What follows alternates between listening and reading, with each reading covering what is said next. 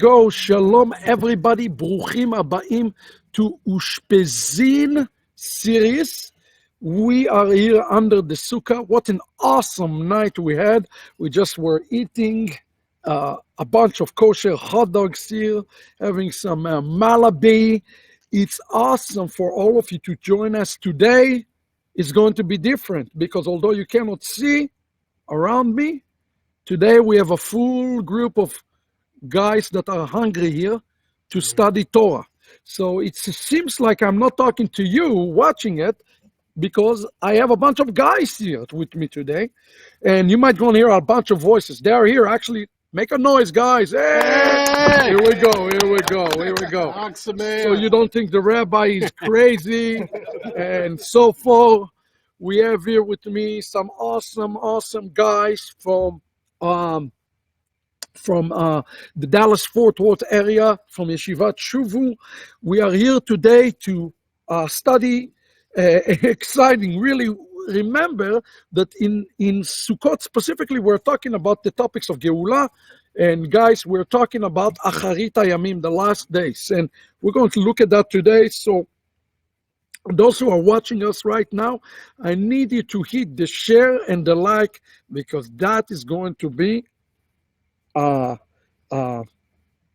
special time. I dedicate this shiur today to the guy to the right of me. His name is Tony Bearden. You don't know him, but he got a very good doctor report this week. So we praising Hashem for the good report that we received, that he is on his way to be healing. May there will be refuah shlema upon Tony Bearden, upon his family, upon his children, and may just be a good news upon all those who need healing in the house of Israel. We dedicate this shiur today to all of those who need healing, who are watching us today. So I see that we have a full house. We're going to start, and actually, we have to start with the Seder Ushpizin. We are in the fourth night today, and I will say the bracha as we invite tonight Moshe Rabbeinu to be here in the Sukkah with us. Olu Ushpizin ilein kdishim, olu avaran ilein kdishim, lemeitav batzila demehayomenta ila'a betzila dekodsha barichu, which literally is saying something like this: I will invite to this feast, to this meal, the Ushpizin, the guest. And who do we invite? We invited already Abraham, we invited Yitzchak, Yaakov. Tonight is Moshe Rabbeinu. It's going to be a big night.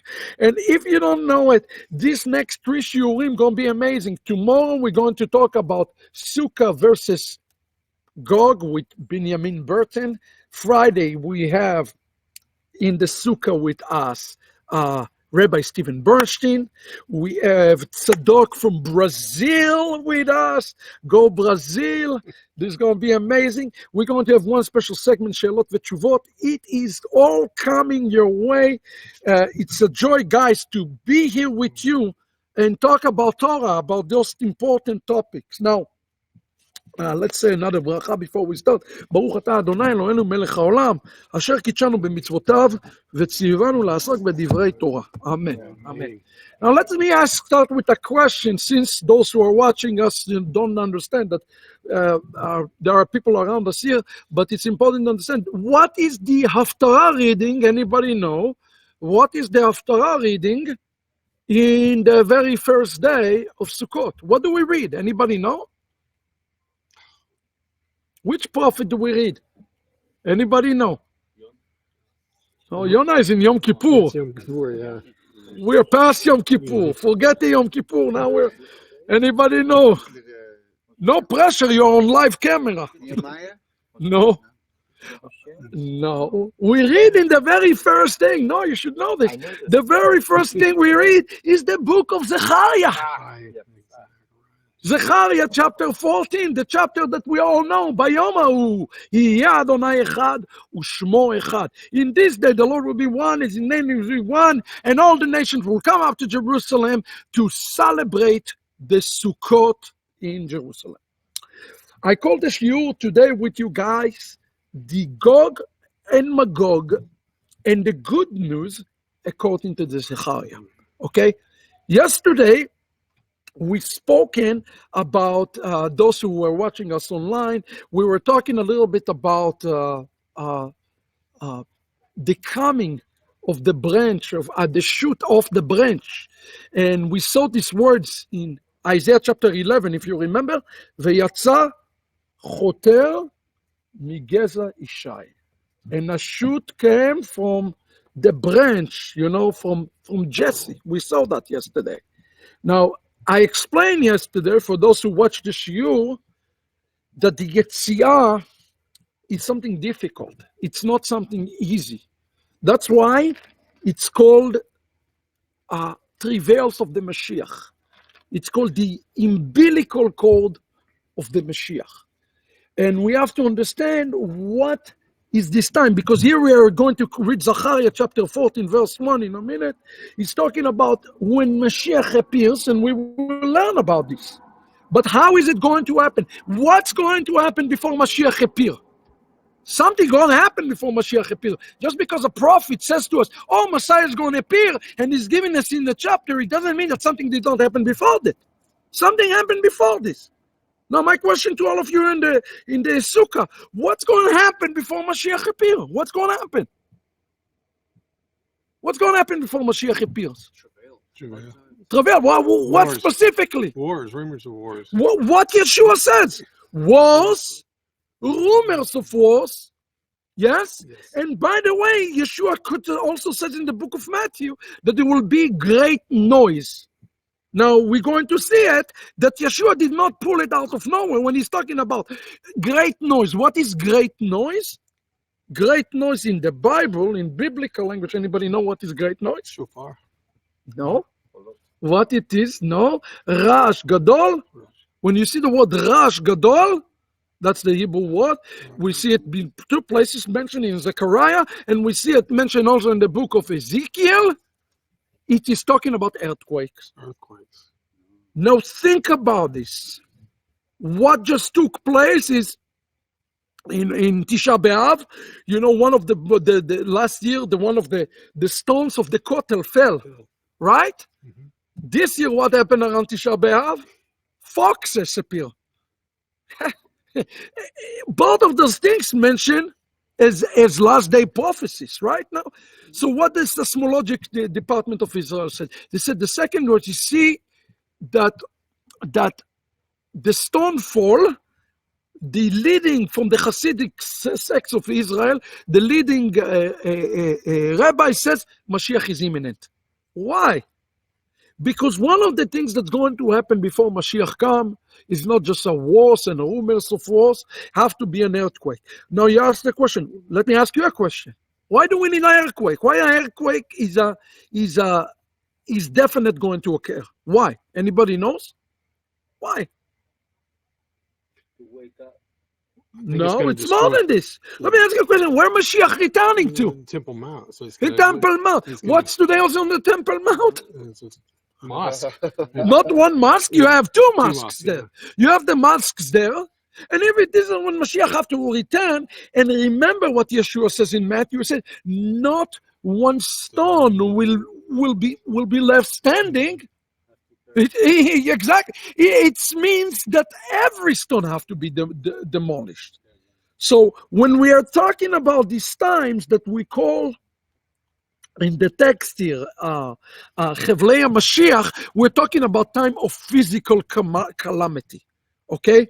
Yes, Jerusalem as we know it today will be destroyed. Which, by the way, if there is an earthquake in Temple Mount, what do you think will happen to the Western Wall?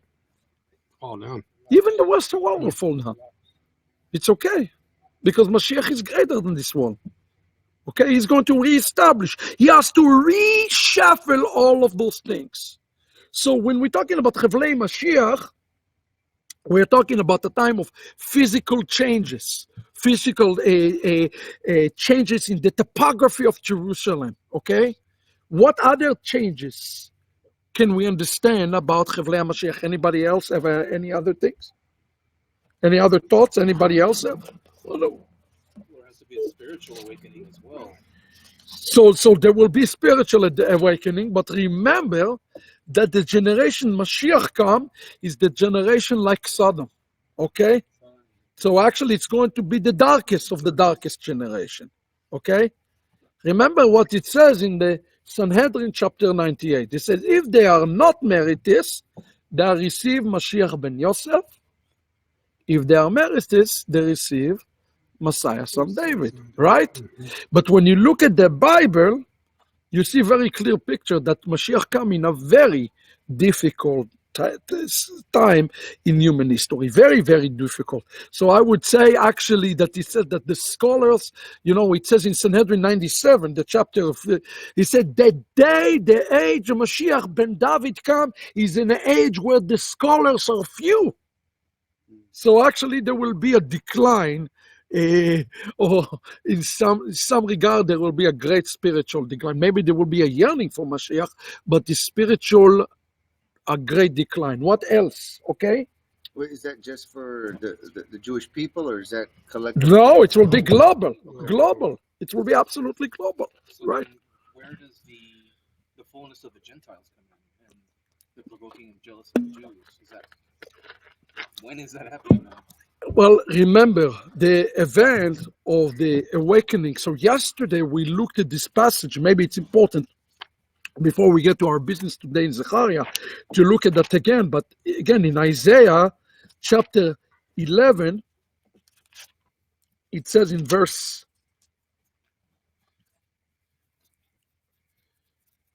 10, what it says, and it happened in that day, Shoresh Ishai, the root of Jesse, he's standing as a Nes La'amim, Nes Amim. What does that mean, Nes Amim? It means people. What is Nes? Banner, miracle. Miracle, banner, but it means sign. Sign. It's a sign for the It is sign for the people. Who is the Am? When we say the word Amim, who are the Amim? Amim are not Jews. Not Jews. Everybody except Jews. Okay. Go ahead. Hallelujah Adonai, kol goim shapchu, kol omim. It does not speak about Jewish people here. And it says, and to him the goim, here it's making the point, the next, elav goim idreshu v'ayta menuchato kavod. Okay? He will be glorified in the eyes of the Gentiles. Okay? So what does it mean? It means he will be glorified among the Gentiles because they will seek the real Messiah. So the fullness of the Jews have yet to occur. The fullness of the Gentiles is occurring. Remember, when we are talking about this context of spiritual decline, yeah, it's global, but really the spiritual decline, we're talking about specifically about Israel here. We're speaking specifically about the Jewish people. We're not talking about just the global. We're talking about that. So, yes, that is definitely going to be taking place. The second thing, the travails, will be in parallel to the fullness of the Gentiles. What else is going to happen? I'm going to give you a clue. Something physical. Something very, very, very physical. Think about something physical. What else going to happen before Mashiach comes? He's going to gather people from all. Think about this. No, the gathering is occurring later. Right? I'm sorry? Plagues, Well, continue. It's not just plagues. diseases. I know we read in Let me give you rotting people's Let- flesh will rot. let me help you. Miss the most obvious thing. Now, the same prophets, the prophets speak about the same event, but the prophets speak about this event from a different angle. Okay? So, like one prophet will speak about right before Zechariah 14 take place. One guy will speak right after it take place.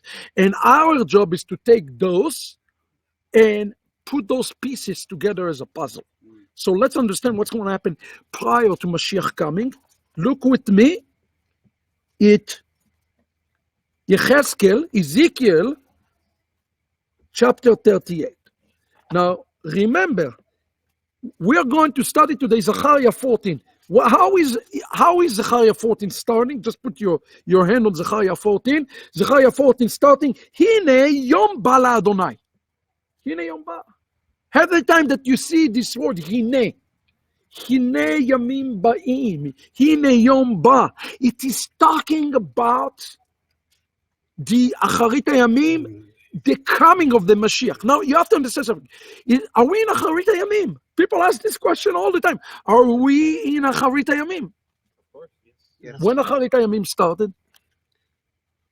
When Acharit Hayamim started? Shiur return.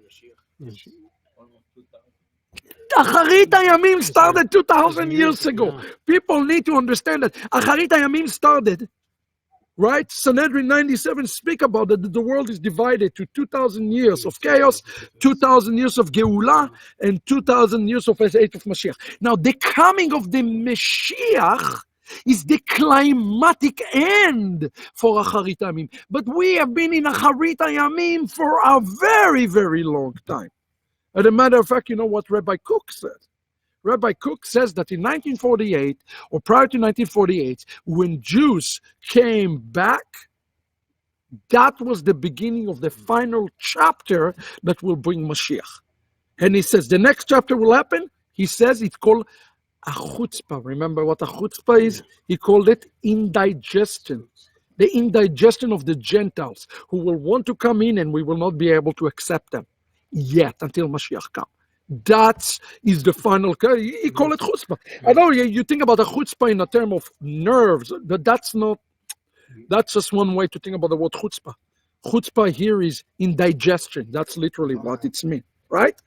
So when we see this, Hine Yom Ba Elohim, the beginning of Zechariah 14, we're really talking about the coming of Mashiach, the conclusion of Acharit Hayamim. Now, before we get to Zechariah 14, we need to understand what's going to happen, because everybody read it, hey, it's great, Messiah is coming, and everything going to be wonderful. But that's not what we should be studying today.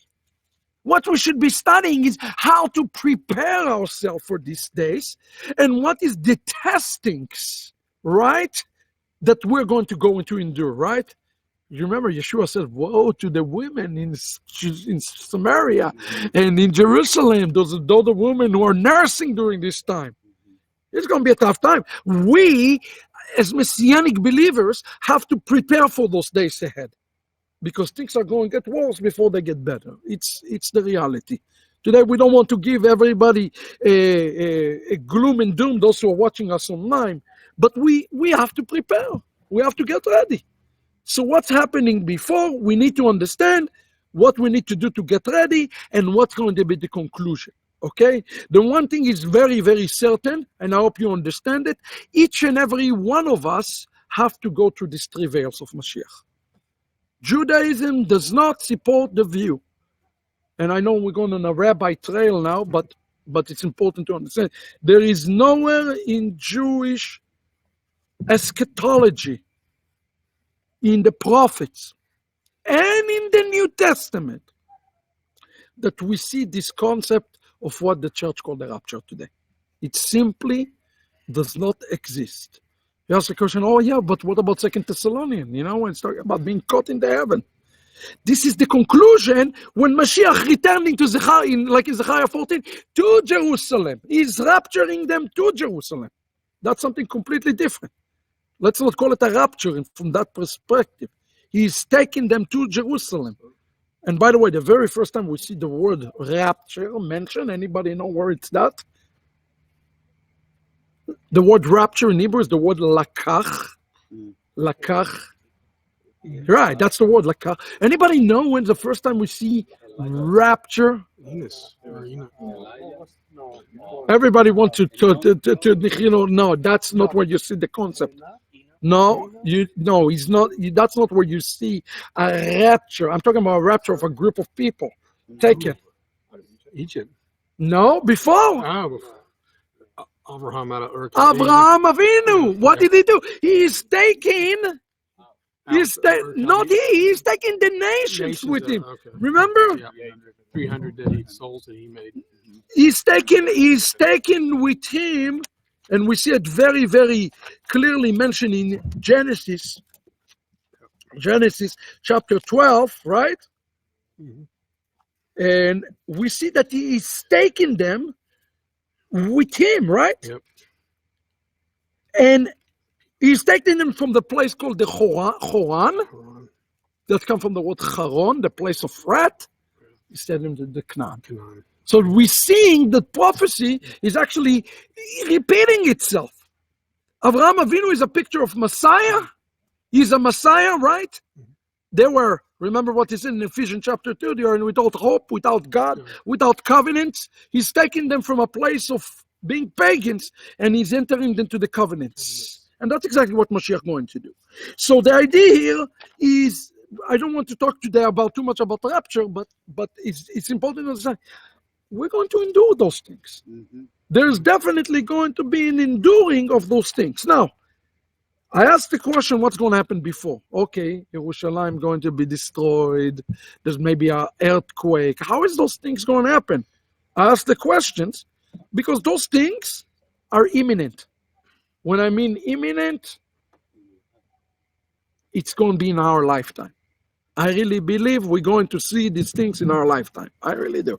We need to watch carefully right now. So, what you missed is what he's talking about in Ezekiel.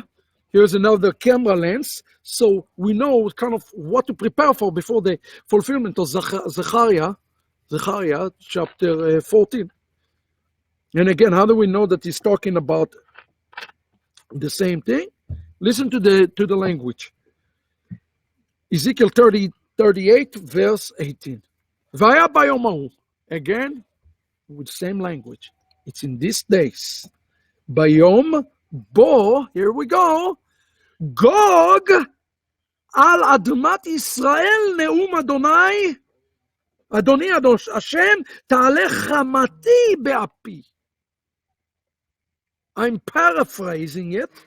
You have the English before you, but it will happen in this day when Gog, now I want you to notice is Bayom Bo Gog. Okay? Notice that Gog is an entity. One could argue who and what Gog is. Some people say that Gog is a spirit. Okay? In a second, I'll tell you what most rabbinical interpretations say Gog is, but tomorrow Ben Burton is going to talk a little bit about Gog, the spirit of Gog. But I'm going to talk for a second about the physical Gog, and notice what's going to happen. Gog is a real country. They're going to come al admat Israel. Now let me ask you a question. What is happening in the last 6 months in the border of northern Israel? This is current event. Pay close attention to this because this is important. What happened? Who is north of Israel? Syria and Turkey. Syria. Yeah. Now what is happening today in Syria? Pay attention to what's happening now. I don't want to talk too much about current events, but we must talk about this because it just happened in the news like a few days ago. What did the United States did? They pulled their troops out. Let me tell you something. That is going to play. Mark my word when I say that.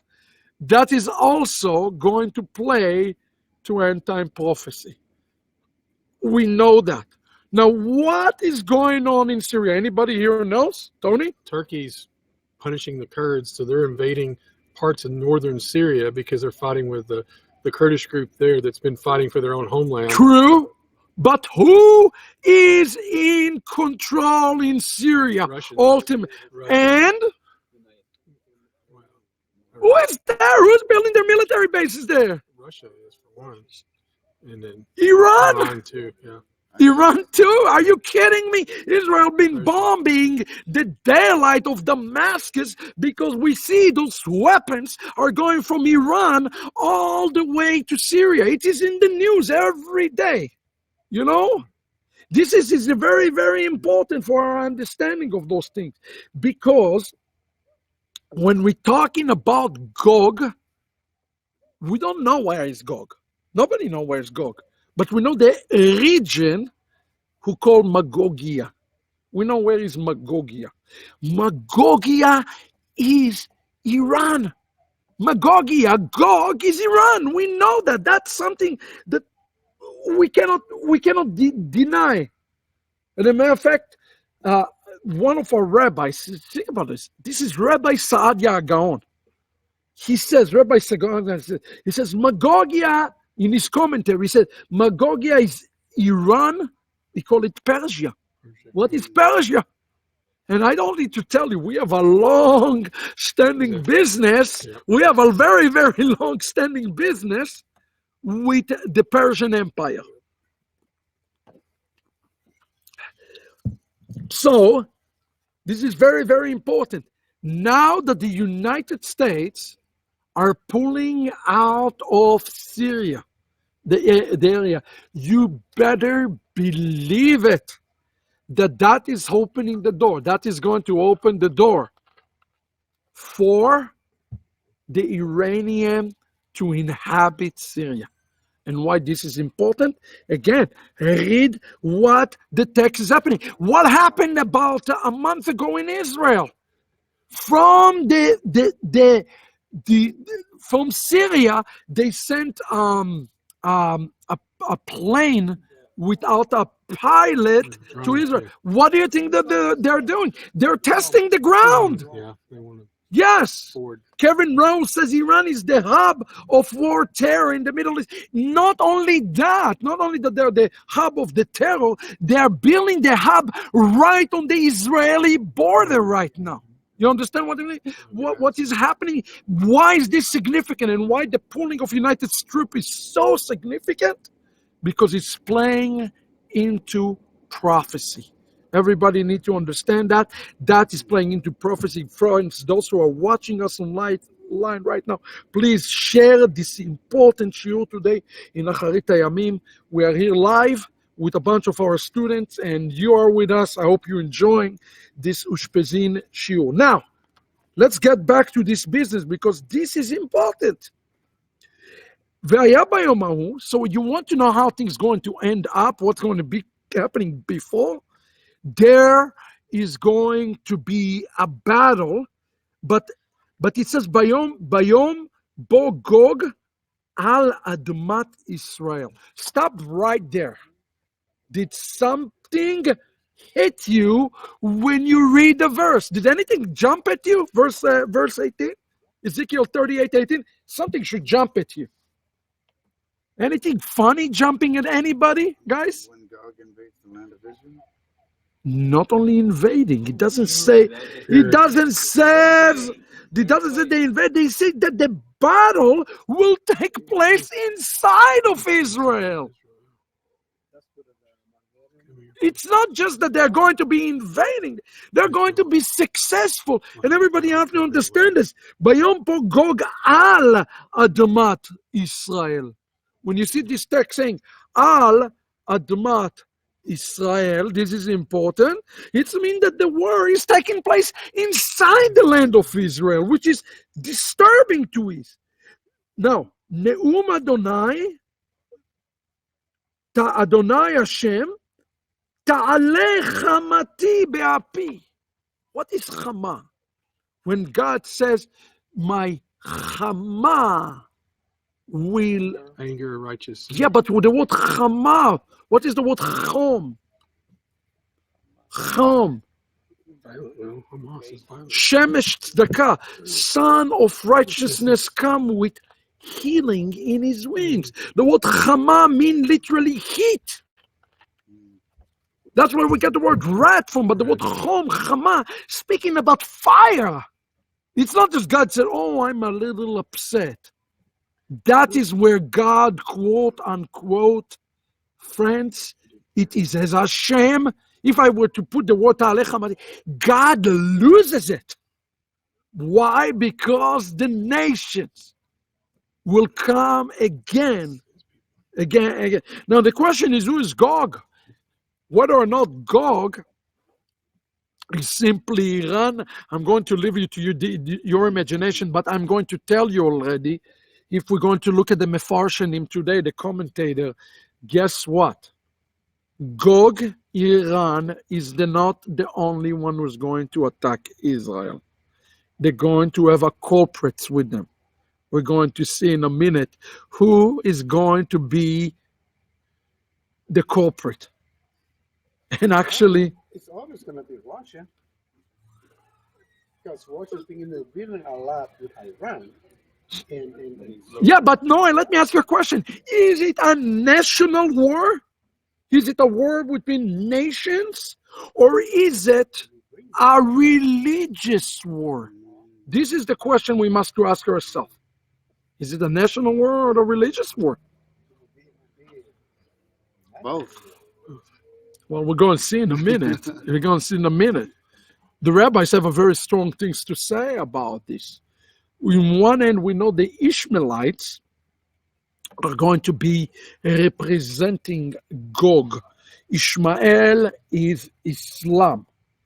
But unfortunately, Ishmael is not the only one who is there battling against Zion, as we're going to see. We're going to get there. We're going to get there in a moment. Okay? But this is important. Verse 18. So he says, and look what it says in verse 19, Tony. ובקנאתי באש עברתי דיברתי, אם לא, ביום ההוא יהיה רעש גדול עד אדמת ישראל. Hey, we talked about this. Now you see this expression mentioned in the text, רעש גדול. What is going to happen when the battle going to take place with Gog and Magog? Huge earthquake. A huge earthquake. Now ask yourself the question, how is the earthquake going to take place? The earthquake is going to show up from nothing? No, there's a reason for the earthquake. Anybody want to guess what is causing the earthquake? Nuclear war. Could be. Could be. But there's another thing. Isn't it says in Zechariah 12 that Mashiach come and set his foot Foot down. on Mount Olives? The return of conflict. And actually, if you look specifically at what it says in Zechariah chapter 12, in the context of what we're talking about, what is it says there? He says that, listen to this is important. Let's look at this in a second. He setting his foot on Mount of Olives, and a valley is going to be created. There is a valley that is going to be created from Jerusalem all the way to the Mediterranean Sea. This is important. Do you know what the distance from Jerusalem all the way to the Mediterranean Sea? That's about 35 to 40 miles physical valley. Huge. It ripped up. Hello? That is an earthquake. I don't know what you call it, but that is our. I want to challenge this today and say, Mashiach himself is going to bring this earthquake. The earthquake is coming because he said, I had enough. I am going to destroy the mosques. I am going to destroy Al-Aqsa. I'm going to destroy the sea. He is bringing his foot, whether or not it's a physical foot or a metaphoric foot, we can argue both ways. And then the Geulah is starting. That is the fury is coming. Are you following what I'm saying? This is very, very important. Okay, so here we see this great noise that's going to happen, okay? And the city will be destroyed, and the steps will be, Kol choma la'aretz tipol. Do you see this? Every wall will fall. Are you hearing what I'm saying? Kol choma. Look at the Ezekiel 38, verse 20. What did it says in the end of verse 20? Every wall crashed to the ground. Isn't that exactly what Yeshua said? Not one stone left. Not one stone left. And that's what I want you to think about. When Yeshua said, no one stone will be left standing, he prophesied not for the destruction of the temple. He prophesied for something much, much later. He prophesying for the future of Yerushalayim. Nothing is going to be standing. Amazing. Now, there is going to be a battle. And look what it says, verse 21. וקראתי אליו לכל ערי חרב נאום אדוני, חרב איש באחיו תהיה. There will be such a chaos. People fighting against each other. Okay? And he's going to bring from heaven fire and a gofrit. How do you say it? It's like Sodom, you know, when what you call Brimstone. the sulfur. Yeah, sulfur. Like a sulfur. Yeah. Yes? It's going to be. And look what is happening in verse 23. This is the verse I want to get for. והתקדלתי והתקדשתי ונודעתי לעיני גויים רבים, and they knew that I am Adonai. He is going to reveal himself in a way that the universe have never, ever see itself revealed. So what is going to happen here during the travail of Mashiach? The big thing that is happening is the Gog and Magog war. And I need you to all understand, we are in giant step forward today for Gog and Magog war. When President Trump pulled out of Syria, that gave the green light to start get ready for a war. Please understand that. And if you add on top of this the political climate in Israel, that we don't know. When do you think the enemy would want to attack us the most? Right now, when they don't even have a prime minister. We don't even have a prime minister. We don't even have a Knesset. We don't know what is going to happen next. Everything is being lined up right now for Gog and Magog war. And returning this again, Saadia Gaon says Magog is Iran and Persia. The key player that we need to watch for right now is Iran and Persia in this world. But again, the point I want you to take from this thing is when we read here about the great noise, the earthquake, put it together with what Zechariah already told us, that the Mashiach will create this valley. Okay? Hashem is going to reveal himself in these days. There's going to be a great day, the revelation of God, okay? Now, I want to explain this for a second because the question is, who is coming? Here at the beginning, he says in Zechariah 14, he said, the day come to the Lord, and I'm going to share the spoil, your spoil, among you. You know, I'm going to take the spoil. We're going to talk about this in a second. Okay, but before we talk about this, we need to ask the question, who is coming in this day? Who is coming? Is it Hashem? Is it Mashiach Ben Yossef? Is it Mashiach Ben David?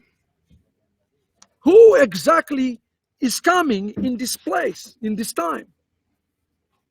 Remember that yesterday we looked. The answer is not very, very clear. You see, Noé, the answer is actually not so clear. And I'll tell you why it's not clear. Remember yesterday, we look at this passage, and for those who are watching online, Isaiah chapter 11, verse 1 to 4, they give us the resume of the Mashiach. Everything Mashiach will come when he comes Ben David, you know, he comes as a shoot. But it says, thus he will judge the poor in equity and decide with justice and the lowly of the land. He shall strike down a land with the rod of his mouth and slay the wicked by the breath of his lips. Who is that? Ben Yossef or Ben David? Ben David. Ben David. Everybody would say Ben David. Judgment. You are wrong. It is not Ben David.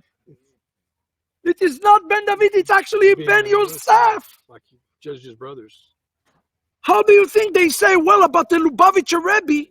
If Maimonides says he have to fight one of the conditions, right? Halachot Melachim, it says what? He have to fight the wars of Hashem. He have to fight a war. When you think about a battle, you think about a physical battle. Well, the Rebbe never was in the IDF. He never fought a physical battle. It is not speaking here about a physical. It is talking about a spiritual. How do I know that it's Ben Yossef and not Ben David? This is a very, very important. It says here, he shall judge the poor with equity and decide with justice to the lowly of the land. Let me ask you a question. What does it mean, the lowly of the land? Lowly of the land. What does that mean? Lowly of the land. They have no, Little merit. no We see influence. this lowly of the word. What is the word? What is the word in Hebrew? The lowly of the land. No. No, you're guessing. Where's your Bible, Noach? You're showing Shiur Torah with no Bible. Pull your Bible. Look at the Hebrew. What is it? Are we playing here lottery? Pull Hebrew. You come Shiur Torah. Where is the Bible? That's what you call a simple folk. But what is it says in Hebrew? What it says in Lashon Kodesh, Noach? What does it say? He's no Hebrew more better than all of you. He's playing the lottery game here. It says in Hebrew, ושפט בצדק דלים והוכיח במישור. Now the word mishor comes from the word yashar. But those of you who know Hebrew, mishor, mem yud shin vav reish. What is a shore? What is a shore in Hebrew? Anybody know? The shore in Hebrew, this is very, very important. Shore is an ox. Messiah, son of Joseph, is the one who called an ox. The one that is called Messiah, son of David, is the one that is related to the donkey. אני רוכב על חמור. Zechariah chapter 9. We say, well, that doesn't make sense. When I think about an ox, I think about strength, and I think about power. When I think about donkey, I'm thinking about the meekness, the little donkey, the sweet little donkey. But it's the exact reverse. Ben Yossef is associated with an ox, and Ben David is associated with a donkey. Why? If you have a field, and you want to plow the field, okay? If you have a donkey and you want to plow it, what do you need in order to plow it? You know, the field is completely unplowed. You need to plow it. What do you need? You need some firepower. And for that, you need the ox. You need the ox to break the ground. Okay? After the ground is broken, then you can put the seeds into the ground and you can plant them and you can do all of those things. And that is the job of Ben David. Okay? Here it says, this is come from the Ramat Valley, and he says that the Messiah is in the essence of the shore, of the ox. Okay? And his job, you know, people ask this question all the time. Well, if Yeshua is the Messiah, well, why you haven't fulfilled everything? Right? If you read Isaiah chapter 11, everything we read yesterday, there are 10 things you have to do. You have to gather the people to the land. You have to judge. You have to establish the house. Yeshua have not fulfilled any of those things. Irrelevant. Because the job of the Mashiach first coming, the Mashiach who is the ox, his one job, mituk hadin, mamtakat adinim, the sweetening of the judgment that's coming forward. In essence, to prepare the soil. Please understand that Yeshua did not fail. On the contrary, he came and he did exactly what he was supposed to do, to prepare the ground for the coming of Ben David. It's happened to be that the neshama of Ben David and Ben Yossef are the exact same neshama. They're one in the same. They're one in the same. Okay? We see that in so many scriptures, that they are one in the same. But please understand that when we are talking about this scripture here, there's a question, is that talking about Yeshua? The answer is yes and no. It's important for us to understand this. Okay? The neshama of the one who is coming here in Zechariah chapter 14 is going to be the same neshama of Yeshua. They are one on the neshama level, okay? But Yeshua did not have to fulfill any of those things. As a matter of fact, listen to what it says. It's important.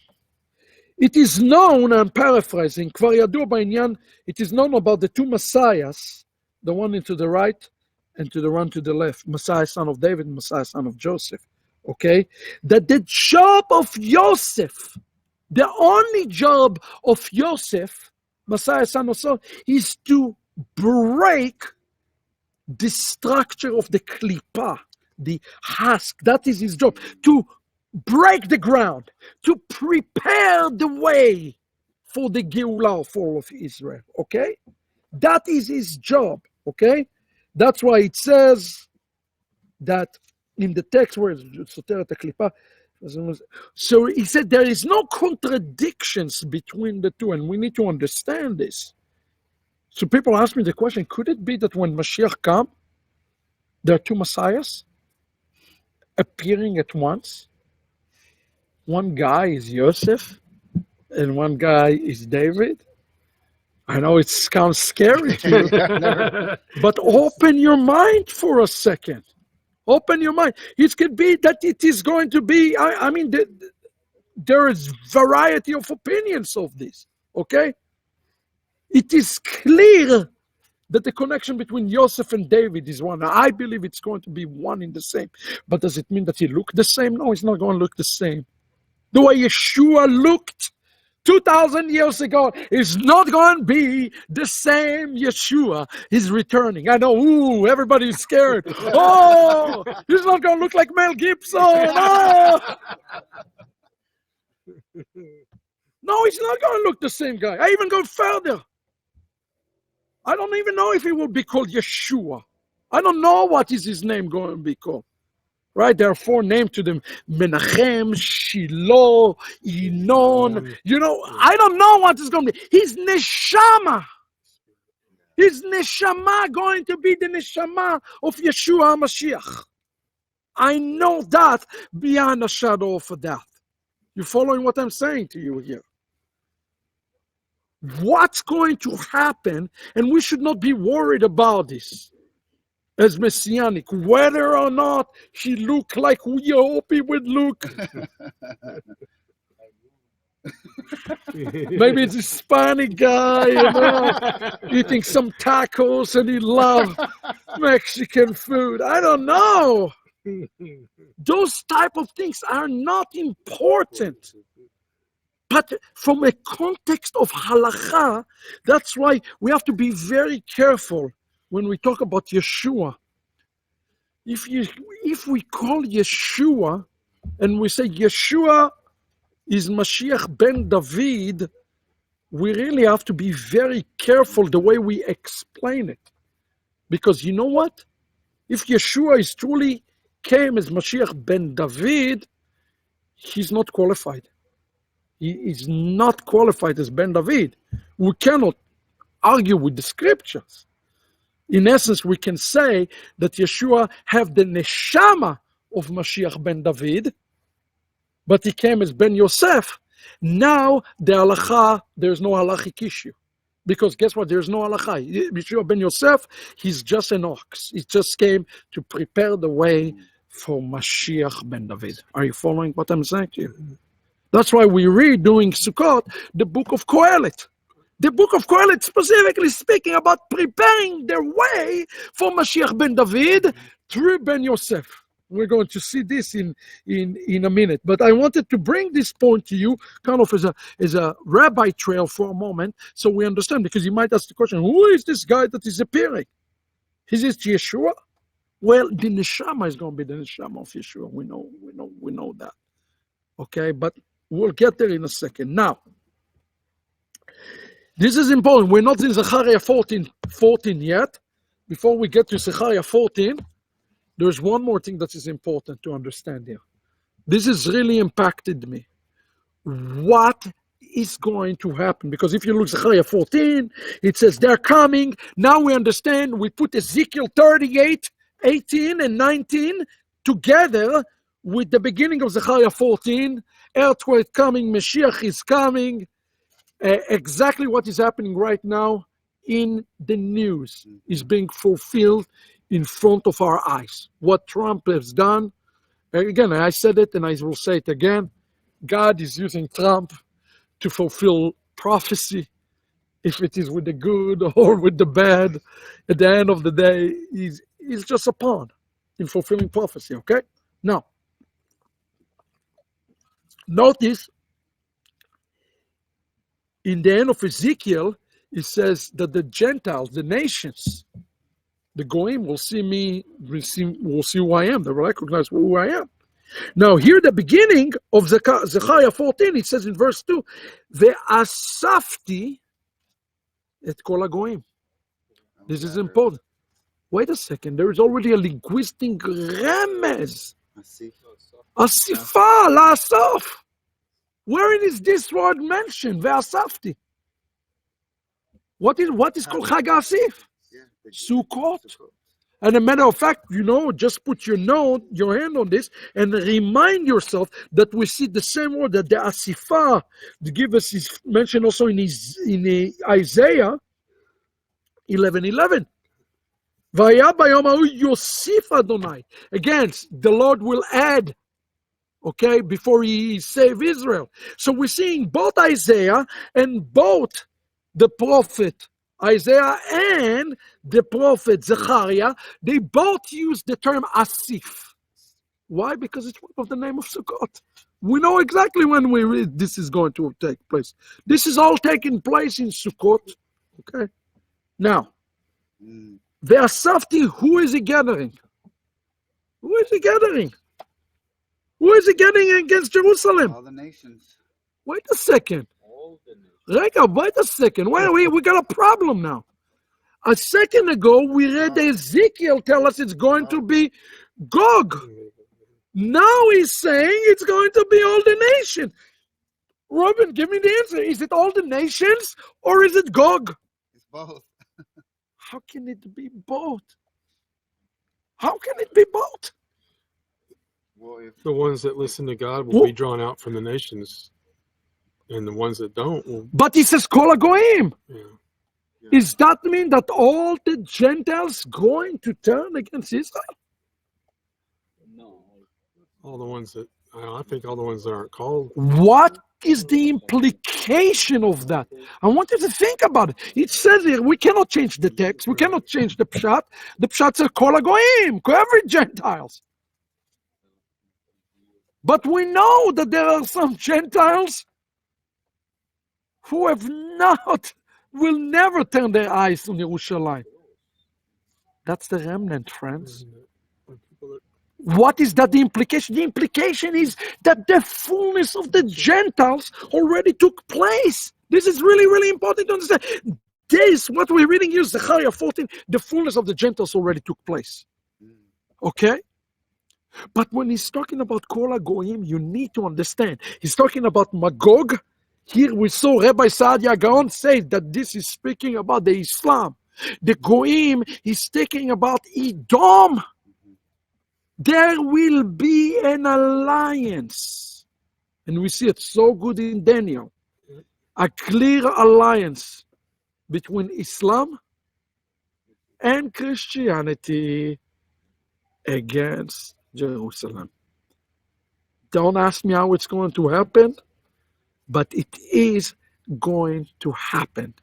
Money in the bank. And if you say it cannot happen, that Christians and maybe I'm talking about Roman Catholicism. I don't want Christians all to get crazy angry with us today. But there will be an alliance. Anybody that subscribes to replacement theology would probably fit. Somebody who denies the Jewish people would easily be swayed into. Why not? Why not? That are associated with BDS. I mean, what about the people that are associated with BDS? We can expect that this kind of movement will grow, actually, according to the scripture. Exactly. So we're going to see the Islam. Well, I really actually believe that you're going to see some sort of a pact between the Islam. I know I pray against it. I know a lot of people are involved today with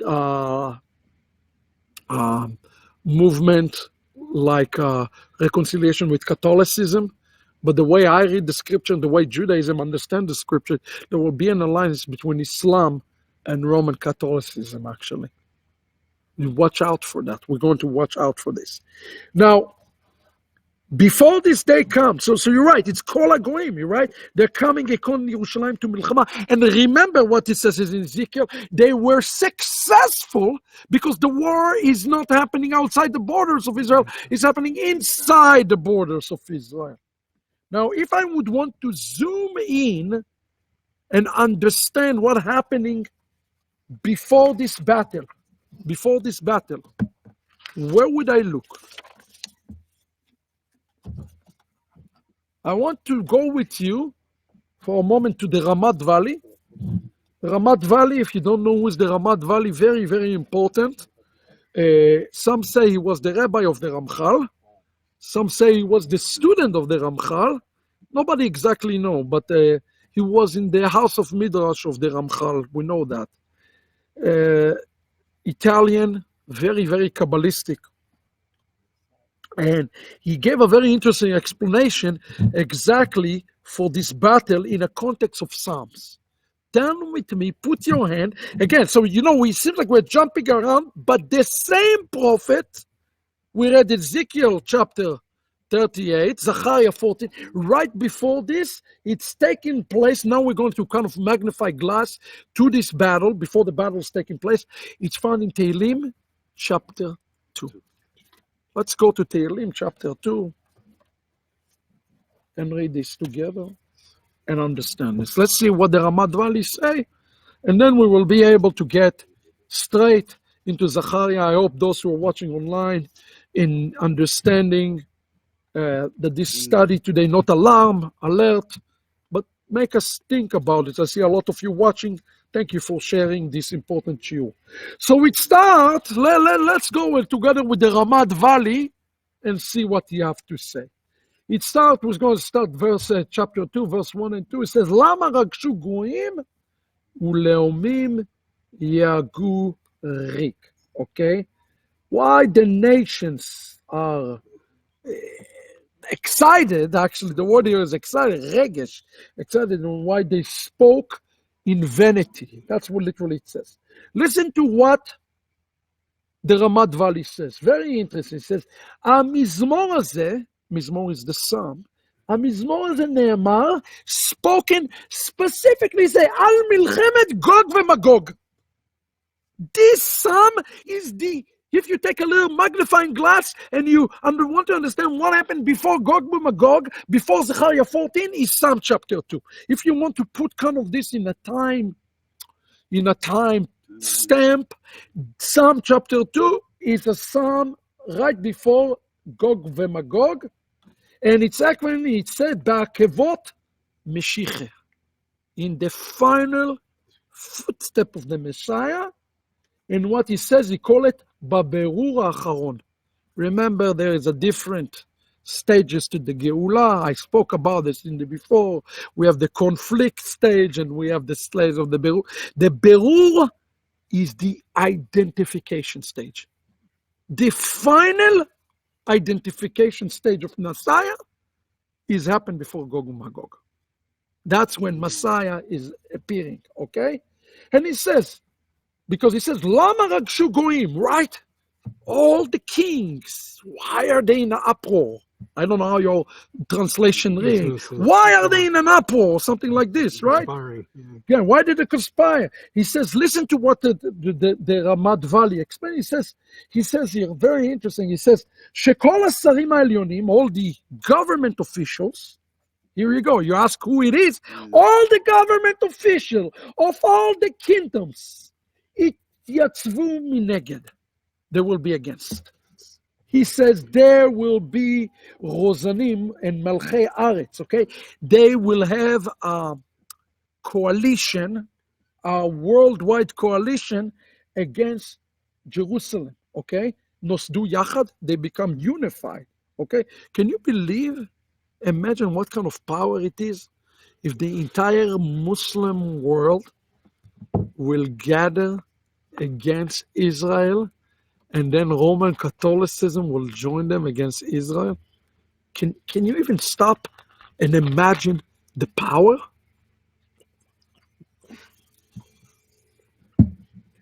להתחזק במעוזם, to become stronger, לעמוד כנגד הבירור. Who do they stand against?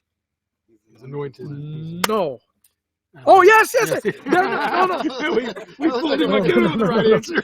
No, what? No, I asked the question the wrong way. What is their agenda when they're standing against whatever? Who are they standing They want against? to throw off the rule of God. They want to throw off the chain. Yes, but that's not the real agenda. This is a spiritual. Remember, I asked you a little while ago, is this a physical battle or a spiritual battle?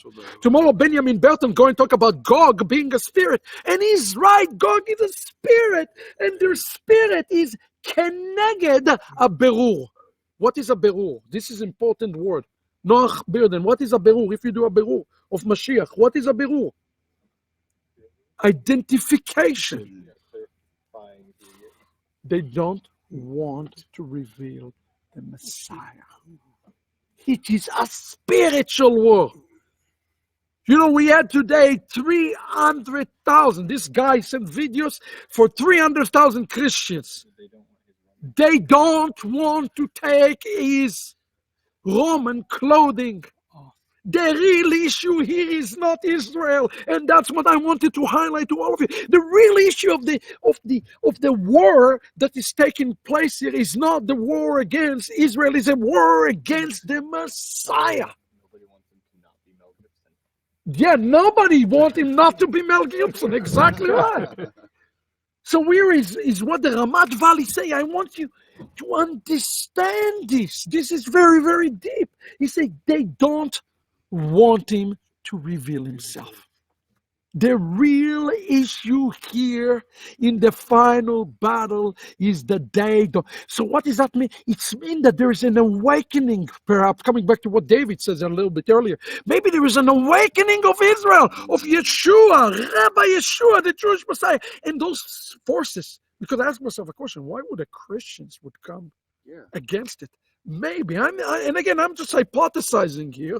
Maybe there's an awakening of Israel to understand who is Rabbi Yeshua, and there is some who are really against this in such a way, and they are turning because they say, no! You know, I remember the story when we were in you remember when we were in Rome, and I met the guy that came and spoke to me. This bishop came and spoke to me in Hebrew. So we're chatting in Hebrew. And so we're talking about Paul, you know, in Hebrew, and he's loving in this conversation. So I said, let me tell him about Peter. I said, you know, Peter was also a great rabbi in Jewish tradition. He said, no, you went too much. You went too far. Don't touch Peter. And that's the way I think. This is kind of what they say, don't touch my Jesus. And did you ever notice it when Christians say, don't touch my Christmas? Like they become violent. Oh, don't touch my Easter. Don't touch my egg bunny. You need to understand something. We're not against those things per se, but there is a spirit behind it. And the spirit behind this is the anti-Messiah spirit. And the anti-Messiah spirit is just saying here, we don't want to reveal really who Yeshua is because we are happy who he is. That's why they call him a prisoner, right? In Kohelet, he called a prisoner. Who hold him captive? We hold him captive. And that's the point of the Ramat Valley here. The people here, okay, listen to what he said. They are strengthening the me'ozam in their thing, and they standing against the birur. So the Hebrew word of the day to those who are watching us today is the birur. They don't want the birur. They are happy with the way things are. And listen to what he says. כנגד הבירור הזה האחרון, it's the final birur. Okay? שממנו, from this place, this is important, from the birur, mapalatam. When the birur is complete, they are destroyed. The nations are destroyed. I said it again, and I want everybody to understand this here. Christianity as a religion will not stand when Yeshua is here. When the real Yeshua come, Christianity will not stand. And people are terrified by this. They will look upon him and say, well, we love you, Jesus. Say, I did not know you. It's going to be a very, very great and terrible day at the same time. And that's what it says in the end of Malachi, do not forget, do not forsake the Torah of Moses. What do you mean? Yeshua is here. Why do I need the Torah of Moses? Well, because Malachi said that you cannot have the real Yeshua without Moshe Rabbeinu. And how appropriate it is that Moshe Rabbeinu is the guest of the Sukkah today. Let's continue this. This is significant, guys. Listen to this. We're basically, those who are watching online right now, we are zooming in on the events that take place before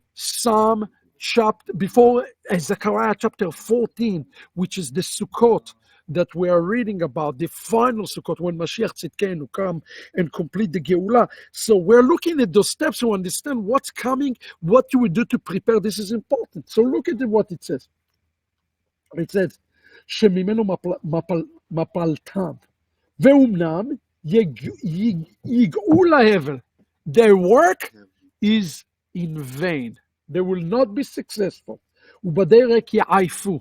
They are going to run themselves like a dog that chases tail. Okay? כי עצת אדוני היא תקום. Whatever God says will happen. Okay? Now listen to this. What the Ramat Valley says. He says, למה רגשו גויים ולאומים יגעו ריק? Why they are in an uproar? He says, the key here, the key of understanding verse 1 is in the word ragshu. Now, when you say the word ragshu, it's come from the word regesh. If you want to connect to somebody, have a connection with somebody, what is the best way to connect with somebody? Emotions. Have you ever thought about this? The word in Hebrew, regesh, ragshu, is the word emotion. They don't just come in and say, hey, let's plot it. They have a real emotional bind together. We love Jesus, and we don't want the real Yeshua to be revealed. Like spirit attract each other. You understand what I'm saying? This is going to be a spiritual one. And it says, it's show of their unification to the tachlit. Now, the key, it says, is in the word, lama ragshu goyim. In the word goyim, they are in the secret of the spark of the tom'ah. The tom'ah is in the term goy and leumi. Why? Because they are the one who are holding him. You remember it says they're no longer goyim. It's not talking about those who left the Roman Yeshua. He's talking about those who are holding on to him to the last days. And if you don't think it's real, look what is happening right now online. We have seen more attacks by those Hebrew roots group that I've ever seen in the history. And they all claim to be messianic. This is absolutely incredible. Okay? Now, listen. Their gathering, the Knessia, their gathering is not a gathering for the sake of heaven. And it will not be successful. There will be failure. Okay, everybody need to understand this. They will fail. That's why everybody need to choose the right way. And that's why now we understand why Mashiach is going to reveal himself. Okay? Now, let's continue verse 3. Anybody wants to read this? I read in Hebrew, ננתקה את מוסרתנו ונשליכה מאיתנו אבותינו. What does that mean? They cry, let's break their fetters, let's throw off their chains. We still in Tehillim 2? Yeah, Tehillim 2 verse 3, right? Yeah, that's it. That's it? Mhm. What is this idea of מוסרתנו and avototenu? What do they reject? Guys, what do they reject? Torah. They reject the Torah. They don't want Torah. They want the Torah-less. They want the Torah-less Yeshua. God help us. This, you understand that these verses are being fulfilled right now before our eyes. Verse 4, somebody? He who sits in heaven laughs. Adonai looks at them in derision. What is he saying? He's saying, Yoshev b'shamayim Yitzchak. Okay, the word here, Yitzchak, it's a remez, okay, about the power. You know, he's in the heaven, he says, what are they thinking? And that's the thing. The people can plot and can think about the story of Jonah, right? He's plotting throughout the story and nothing worked out, okay? But then in verse 5, there is a change in the story, okay? Then Hashem preparing for his wrath with just what we read in Ezekiel chapter 38, okay? Then in his anger, he rebukes them and terrifies them in his fury. Exactly. And again, you see the word here. What is the word? Charon. Charon is his wrath.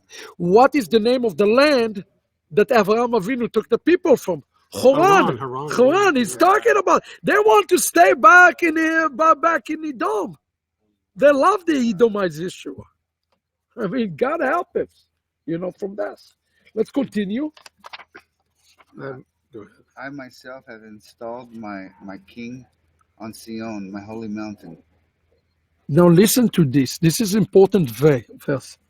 ואני נסחתי מלכי על ציון הר קודשי. Now it also says, והיה אדוני למלך על כל הארץ. And God was the king of all over the earth. But here it says, I put my king over the earth. What's the implication?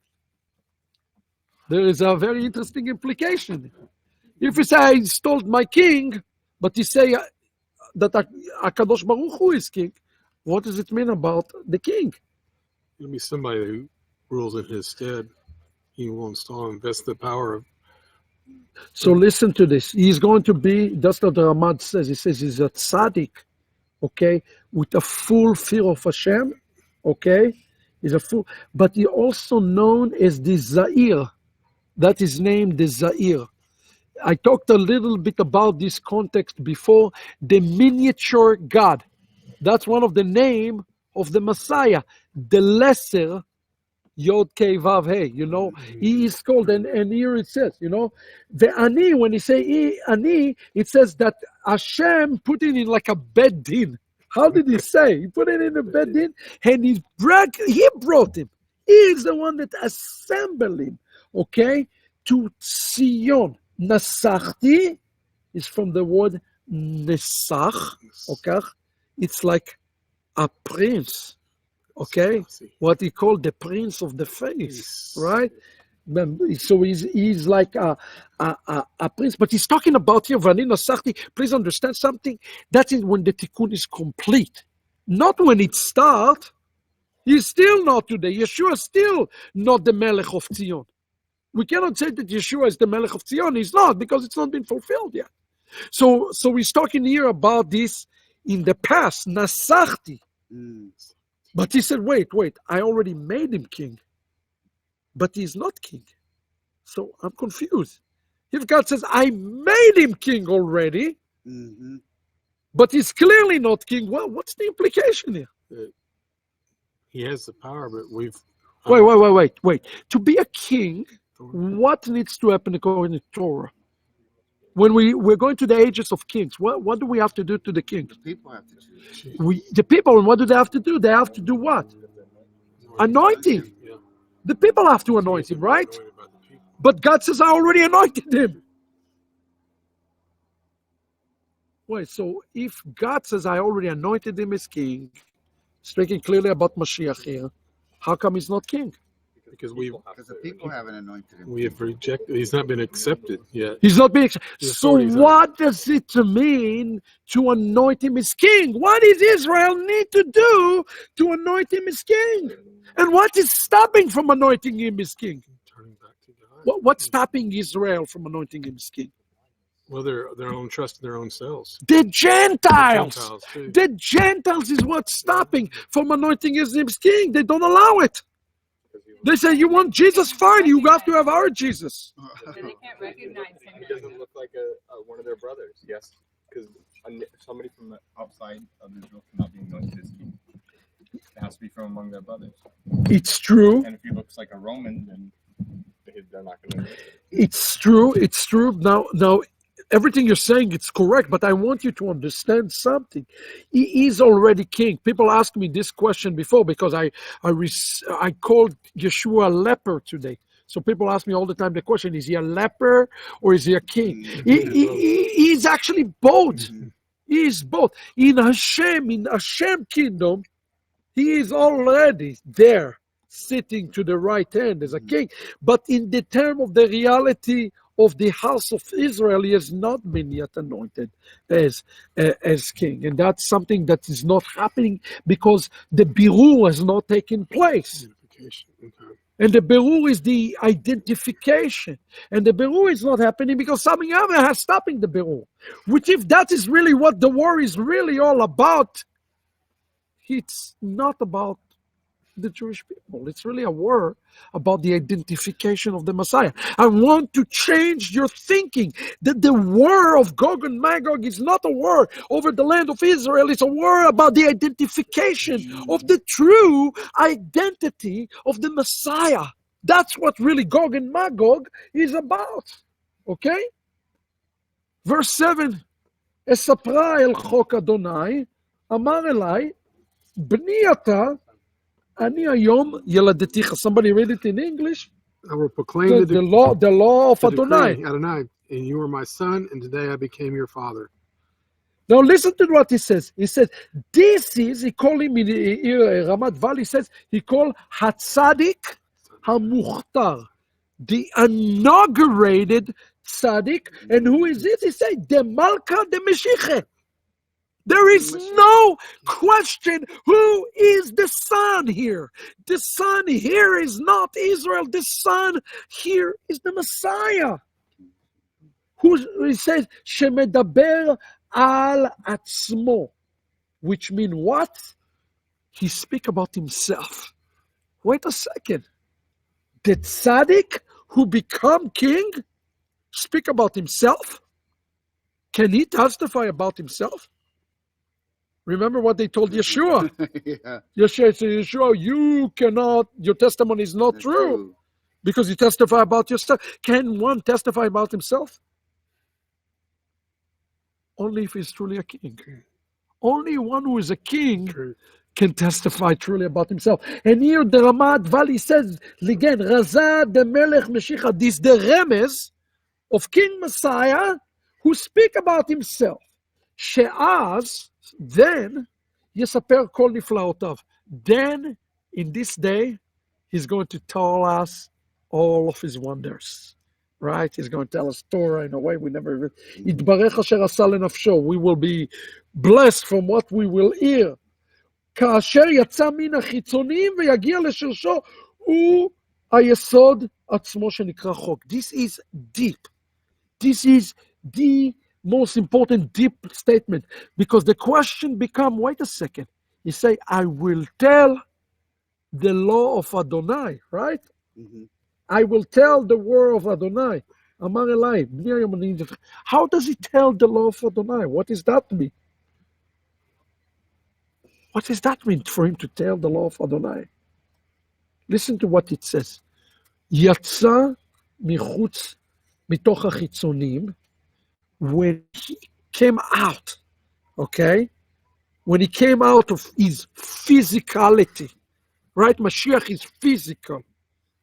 Think about his first coming. It will make a lot of sense. He came from the Chitzoni. And when he reached his root, right? Think about what we talked about yesterday. The branch, the stalk, come from the root of Jesse. He's covered in the klipa, but when he come to the root called Keter, he's HaKadosh Baruch Hu. That's what we call God, the Father. That's what people call the Father. You know, HaKadosh Baruch Hu is the Keter. So he says, when he go out from the physicality, and he come to the place of his root, the root is Hashem, is the foundation that is called chok, that it's called the Torah. And this is the secret, Esapra el chok. She'az, at this point, there will be full authority and power to speak about the Torah, about every word of the Torah. He will be the owner, unequivocal owner of every Dvar Torah. He will hold it all. But you see, today people don't understand it. Yeshua came as Ben Yossef. He did not come as Ben David. That's why people rejected it. Only in his coming, in his second coming, he will be able to do this. And what he will tell us. What is this Torah he's going to tell us? So you see, you need to read this verse with a comma. Esapra el chok Adonai. I'm going to tell you the Torah of Hashem. ... column. You follow how the Tamei Mikra should be read? Everybody understand this? I will tell you the law of Adonai, column. Here is the entire Torah. What is the entire Torah? Here's what the Ramat Valley explained to us. Adonai Amar, Elai Bniata.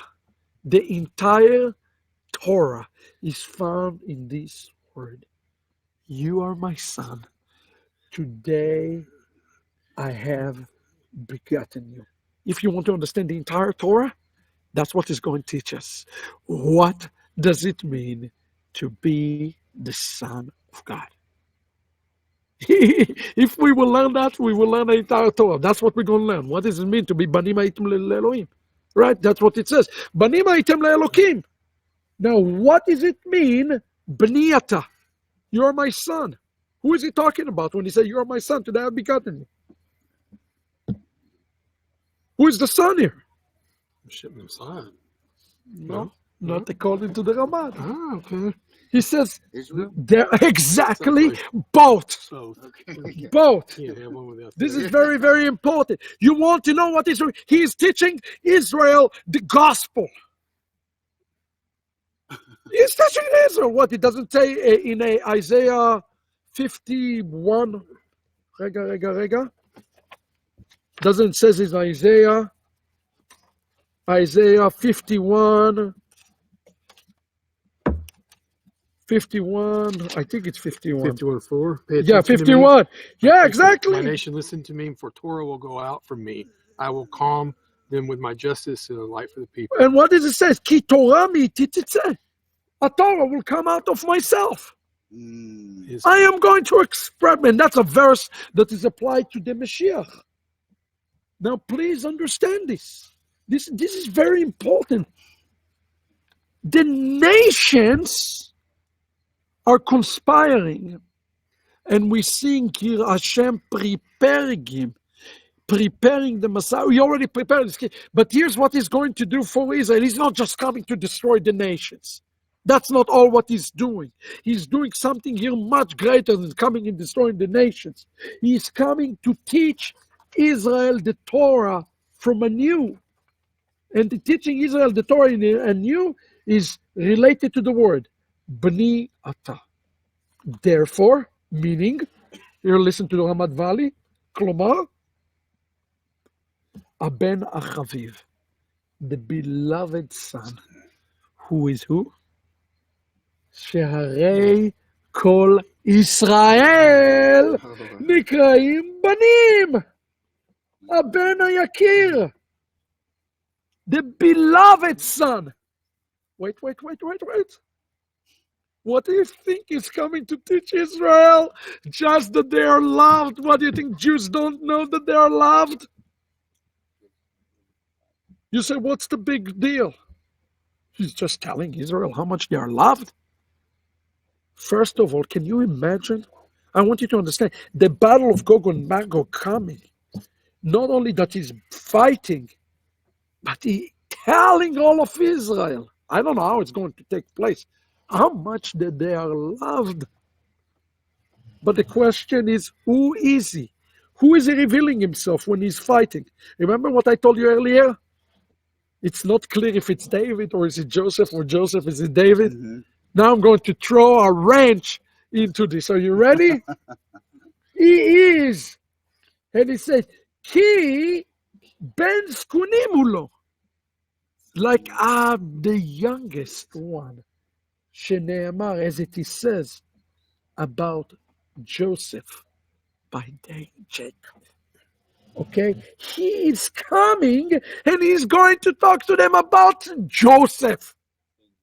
Why is he talking to them about Joseph?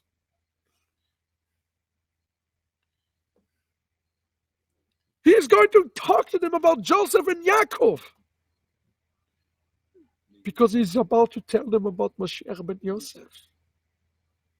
Maybe even he's revealing himself as David, but he's telling them, hey, you remember the one you pierced? Who they'll look at the one who they pierced, and they will mourn for him. Zechariah 12:10. That is exactly what he's saying that is happening. He's teaching them about Mashiach Ben Yossef.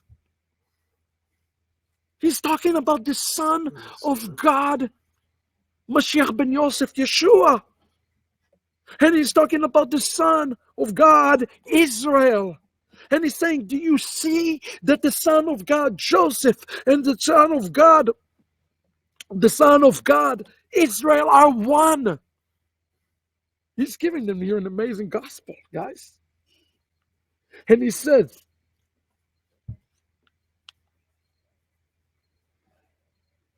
to them, V'atzilei Israel, the righteous among Israel, they're also called sons, banim, as it's known, as it says, today I have begotten you. Why?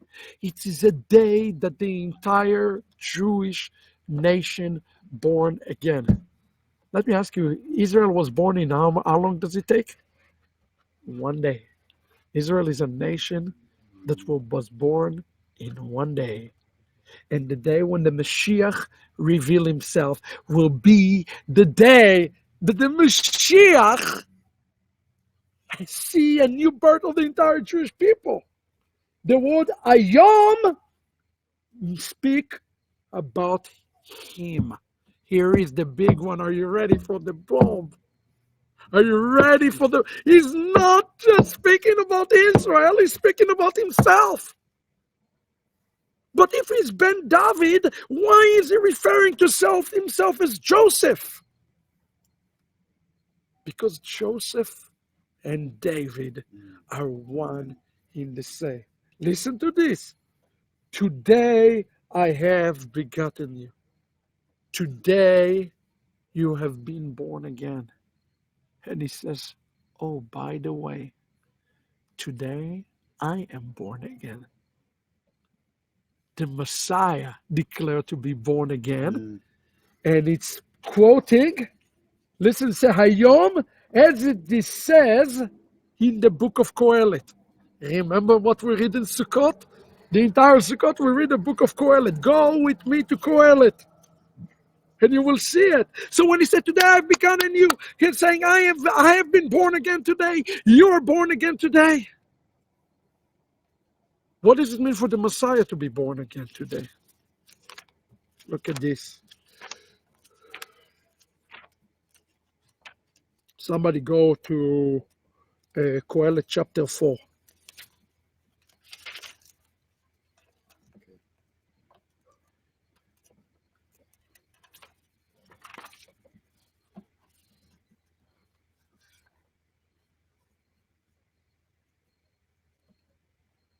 Today I have begotten you. Look at this. It is talking about Israel becoming sons in this day, but not only Israel, the Messiah himself is becoming son. Kohelet chapter 4, verse 13 and 14. Who wants to read this? Better a youth who is poor but wise than a king who is old but foolish, no longer willing to listen to advice. True, he rose from prison to be king, yet while ruling he became poor. Who is it this verse is speaking about? Who is this verse speaking of, guys? David. No, it's quoting from the Torah. Tell me. You're killing me. Joseph, he's speaking about Joseph. And this is the verses that Messiah will be reading over Israel. Out of the house of prisoner, he ruled out to be a king. This is going to be the way that Mashiach Ben Yossef revealing himself to Israel as the Messiah, son of David. Are you following what he's saying to you? He said, you have been born again today, but I have been born again today as well, because I freely can reveal to you my real identity. My real identity is not as Joseph. My real identity is as David. This is going to be amazing. It's the day that Israel recognized Yeshua as King Messiah. Maybe we should not just say Yeshua, we say Messiah, son of Joseph, as Messiah, son of David. So it says here, Ramad Zval, he says, listen, what a revelation. What a revelation. Again, I will tell you the law of God. I'm going to sum for you the gospel. Okay? He is speaking about himself, and he's speaking for Israel. And he said, you are born again because I'm born again. I'm finally let go. I'm released to be Mashiach, son of David. Finally. The nation messed with Israel so much, which really, really lead the question, can we really hasten the Geulah? If that's really, so we'll have to talk about that in another lesson, because it seems like the entire pawns here in the story of the Goyim. But listen to what it says. It literally means Hayom, today, in the secret, that is a specific day on the Jewish calendar. Oh my God. The Ramad Valley tell us what day it is. In a day that is living. That is leaving the house of the prisoner. Remember when Joseph left the house of the prisoner? That is a picture of Mashiach Ben Yossef going out to rule, to become Mashiach Ben David. What an amazing prophecy this is. What day, according to Ramad Valley, it is on the Jewish calendar? Anybody want to take a wild guess? Well, Rosh Hashanah. Rosh Hashanah! Tony, you finally redeemed yourself. You got one. I knew you were going to get one. That's when the day the rule of the king starts. Bam! Yeah. Why do you think he's talking about the shofar? Here it says that the day that he's looked upon Israel and said, today I have become you. It is in Rosh Hashanah. You want to know exactly when the Gog and Magog going to be broken or started? It's going to be concluded in what we know as Hoshana Rabbah later. It's not a long war. It's a long war of 2.5 weeks we're talking about. The entire universe will turn in about 3 weeks. That's it. 3 weeks. We're talking about 3 weeks. From Rosh Hashanah to Hoshana Rabbah, what we're talking about? 3 weeks. Yeah. You want to know when this war is going to break? In Rosh Hashanah. You are exactly correct. And that's the Jewish tradition believe, interestingly, that the day that Joseph left, it's going to be the first day of Tishrei. Isn't that very, very interesting, okay? Okay? שבו יצא יוסף מבית הסורים. יום בו יצא ילד מסכן. By the way, look what it's calling here in the text. Go back to Kohelet, Ecclesiastes. What is he calling him? Now you see why we read Ecclesiastes in Sukkot. The connection here to Psalm chapter 2 is amazing. You guys in the back, you following this? This is a very deep shiur today, I know. Yeah. This is really good. Read it again. He's calling him what? A youth. Nar. No, yeah, let's go. Let's go. Yeah. Read the verse 12 and 13. Yeah, better a youth who is It's called, what is it called in Hebrew, Noah? Yeled Misken. Oh, Misken, sorry. Yeah, he called him Yeled Misken. Misken is one of the name of the Messiah that is very negative. If you say to somebody Misken, he's like, hey, this poor guy, man. This nobody, right? Mm-hmm. Right? As a matter of fact, it's mentioned twice, this word. You want to know who's the misken? Uchacham mimelech zaken v'kasil, okay?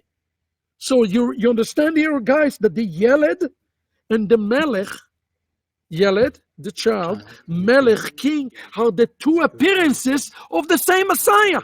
Mm.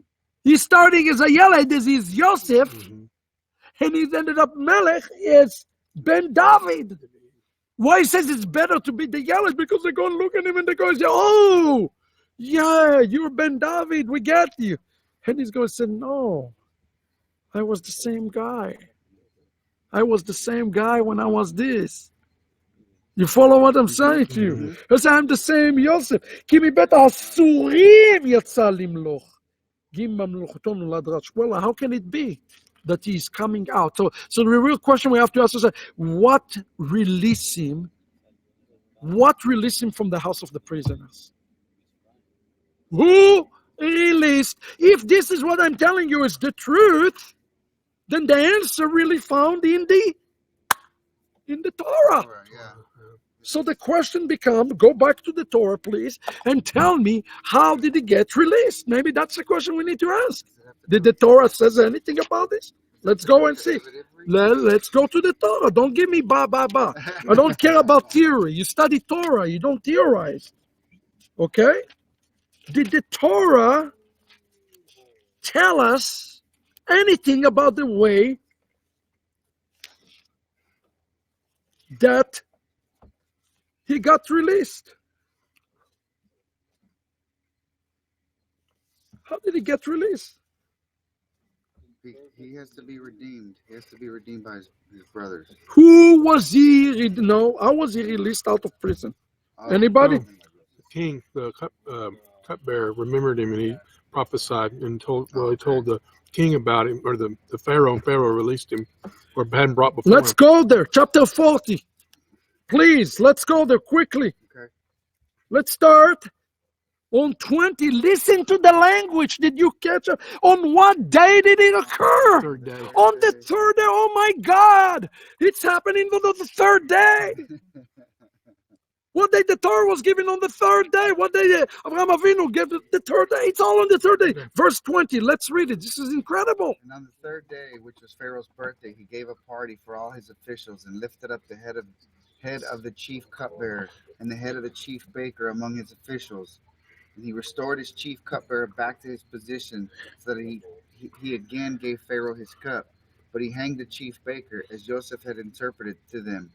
Nevertheless, the chief cupbearer didn't remember Joseph, but forgot him. What is the key for Yosef release?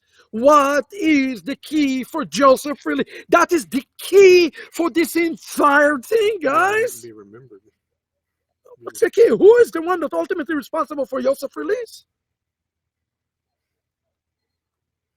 Well, Pharaoh released, but the cupbearer has to The identify cupbearer. Who is the cupbearer today? Who is the representative of the cupbearer? He's the one who went and testified about Joseph.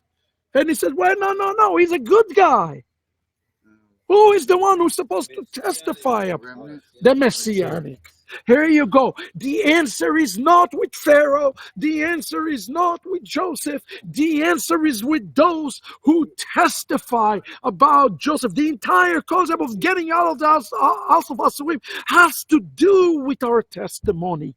It's got to do with the way we, as Messianic believers, testify about Mashiach Ben Yossef.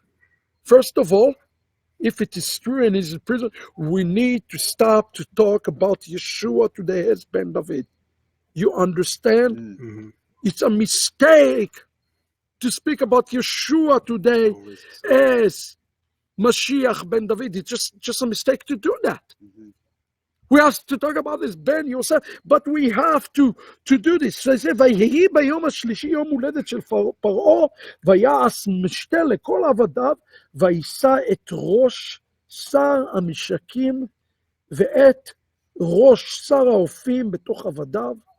Notice that the language, they call the servants. Mm-hmm. They are the servants of the Lord as well, okay? וישב את שאר המסקים ועל משקהו, ויתן הכוס על כף פרעה, ואת שר האופים תלה כאשר פטר להם יוסף. ולא זכר שאר המסקים את יוסף וישכחהו. The key of this entire thing, it's with those who work Yeah, they work in the system. Let me tell you something. I said it before. I said the key today is with the Gentiles. They're in the system. They are under Pharaoh. They are the one who testified from the inside out about this. The key is not with Jews today. Sorry. The key is not with the Jewish people today.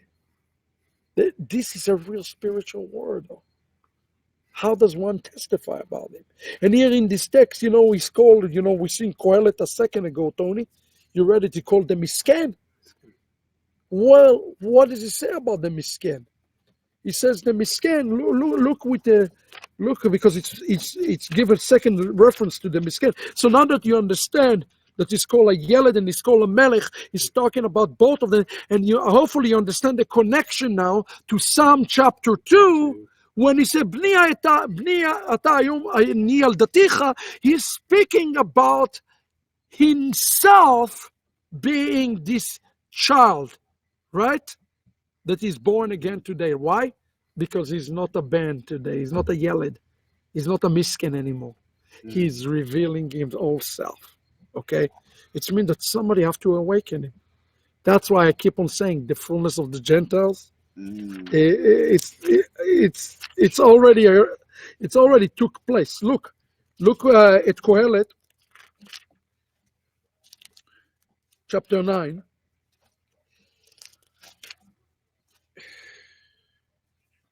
Verse 13.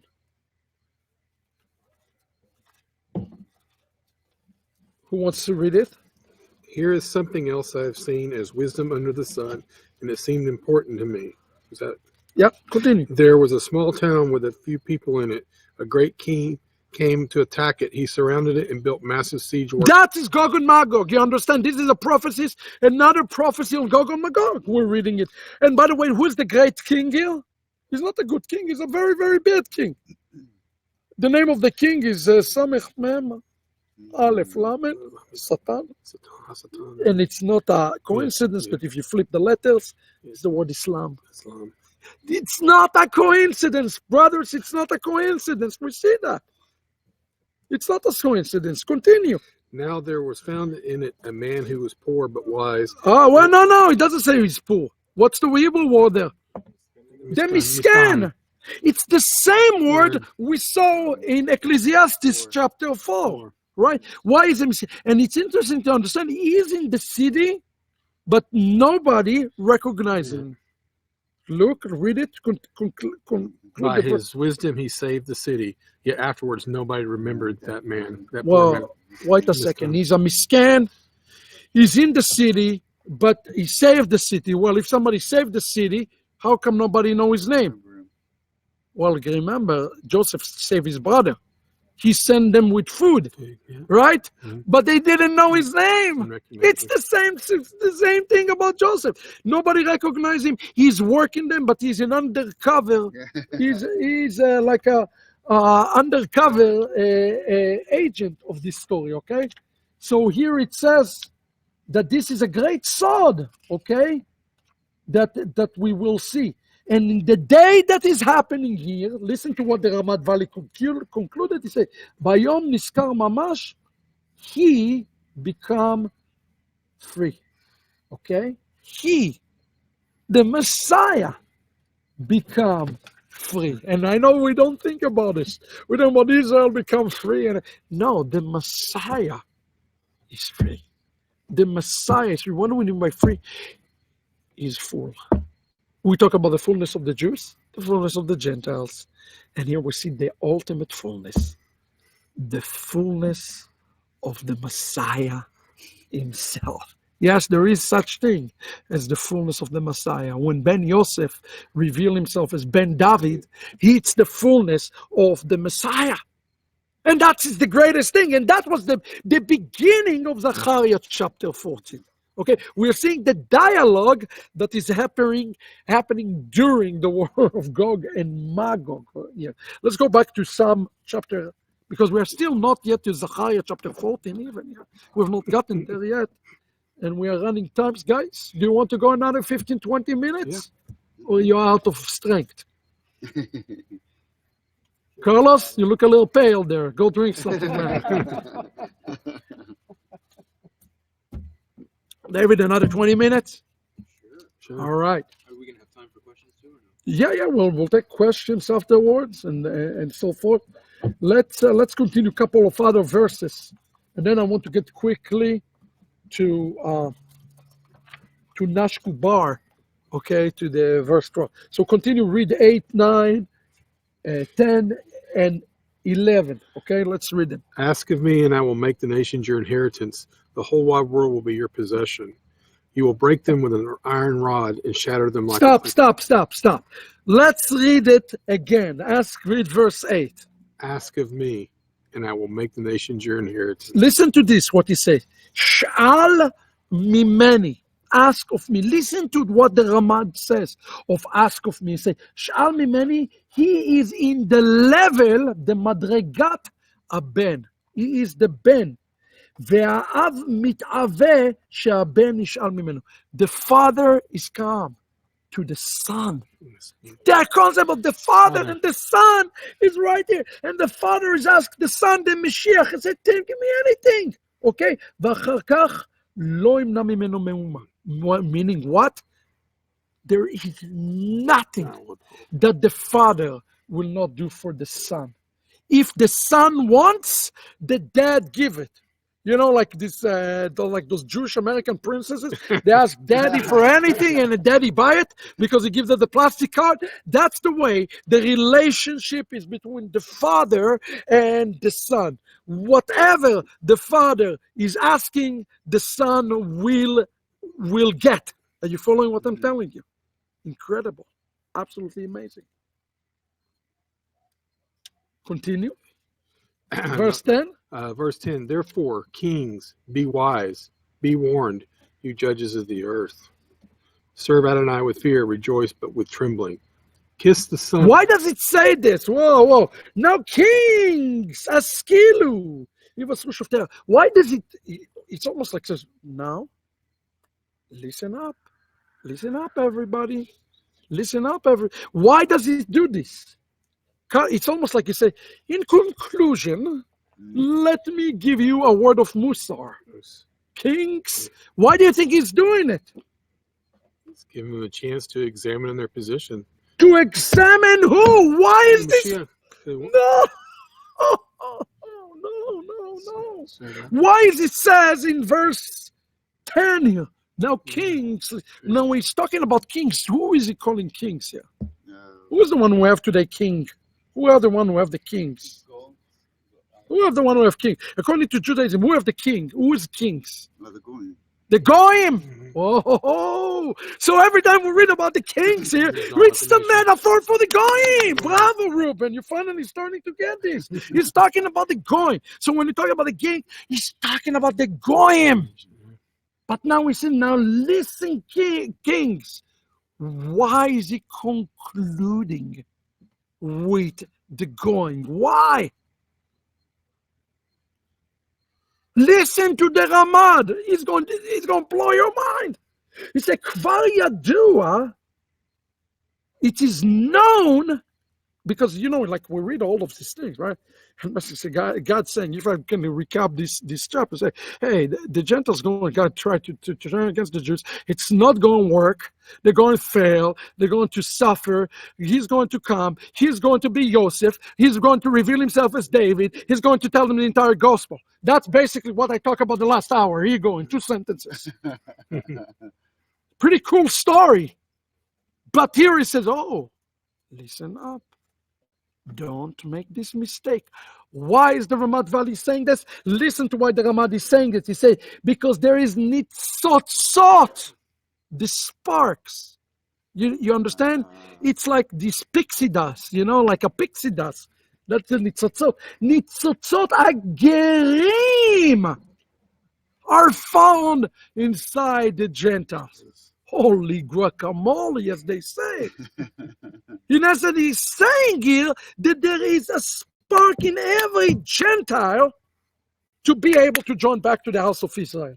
And the reason he's saying here, oh, listen up, because you want to give a warning. What a warning it is for us, for the last days, to think about. What a message this is for the world today to listen to. Listen up. It's not going to work. Join yourself to the house of Israel today before it's too late. People say, well, I'm worried about Israel. Don't worry about Israel. Be worried about the church.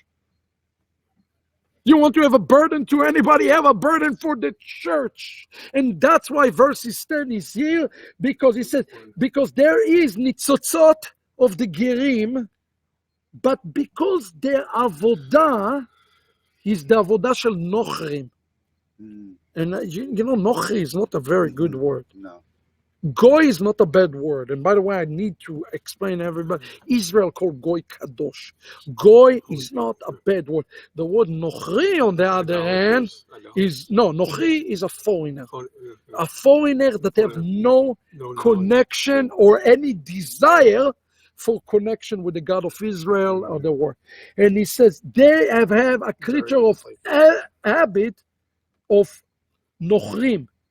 And therefore it's going to be the evil from them.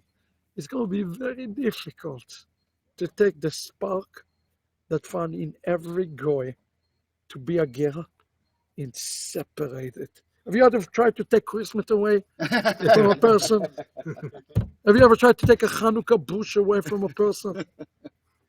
It's not easy, is it? Some of you in this room, or it's not room, in the Sukkah, I should say.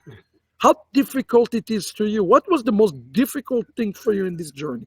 What would you say the most difficult thing for you in the journey has been? Yeah, those holidays. Shrimp? I think it's Gave up the bacon bits? Gave up the Saturday college football, Tony? The baseball games Friday night?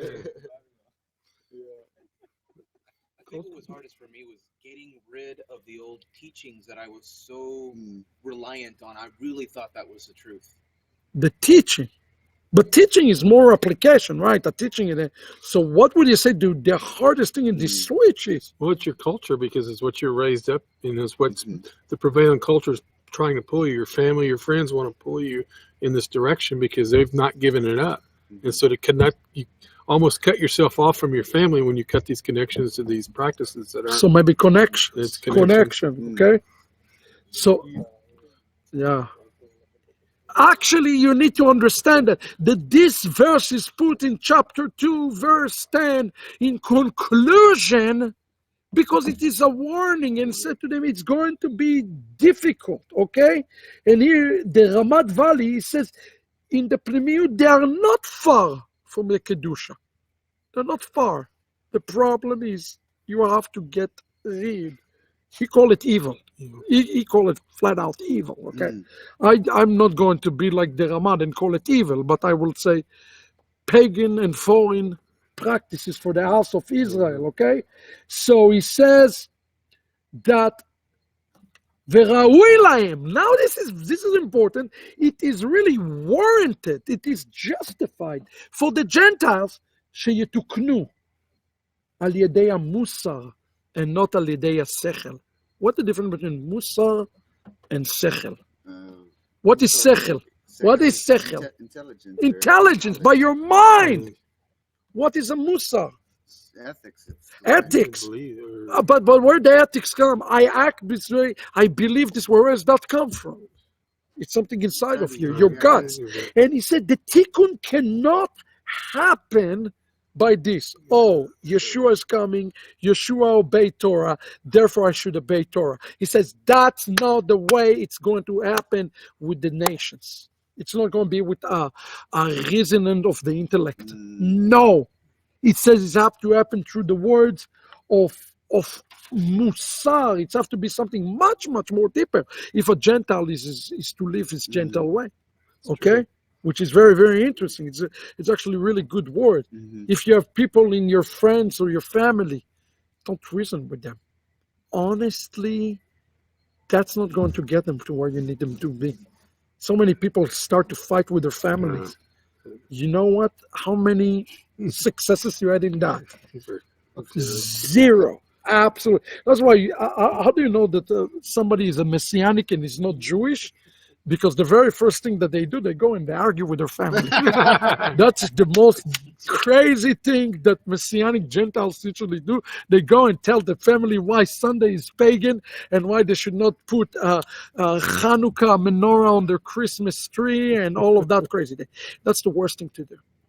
On the contrary, you want them to get a conviction. That's called, the conviction is the musar.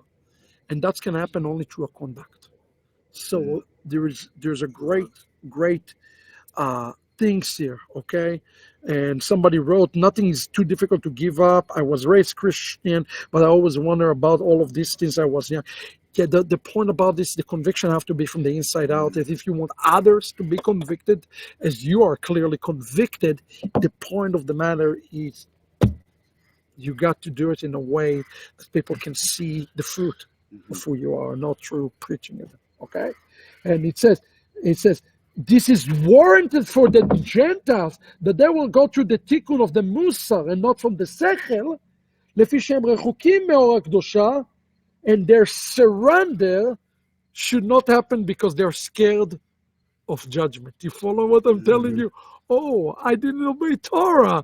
Let me rationalize it. Oh, I'm going to go for... That is not the rationale for a Gentile to go to this. It should not start from here.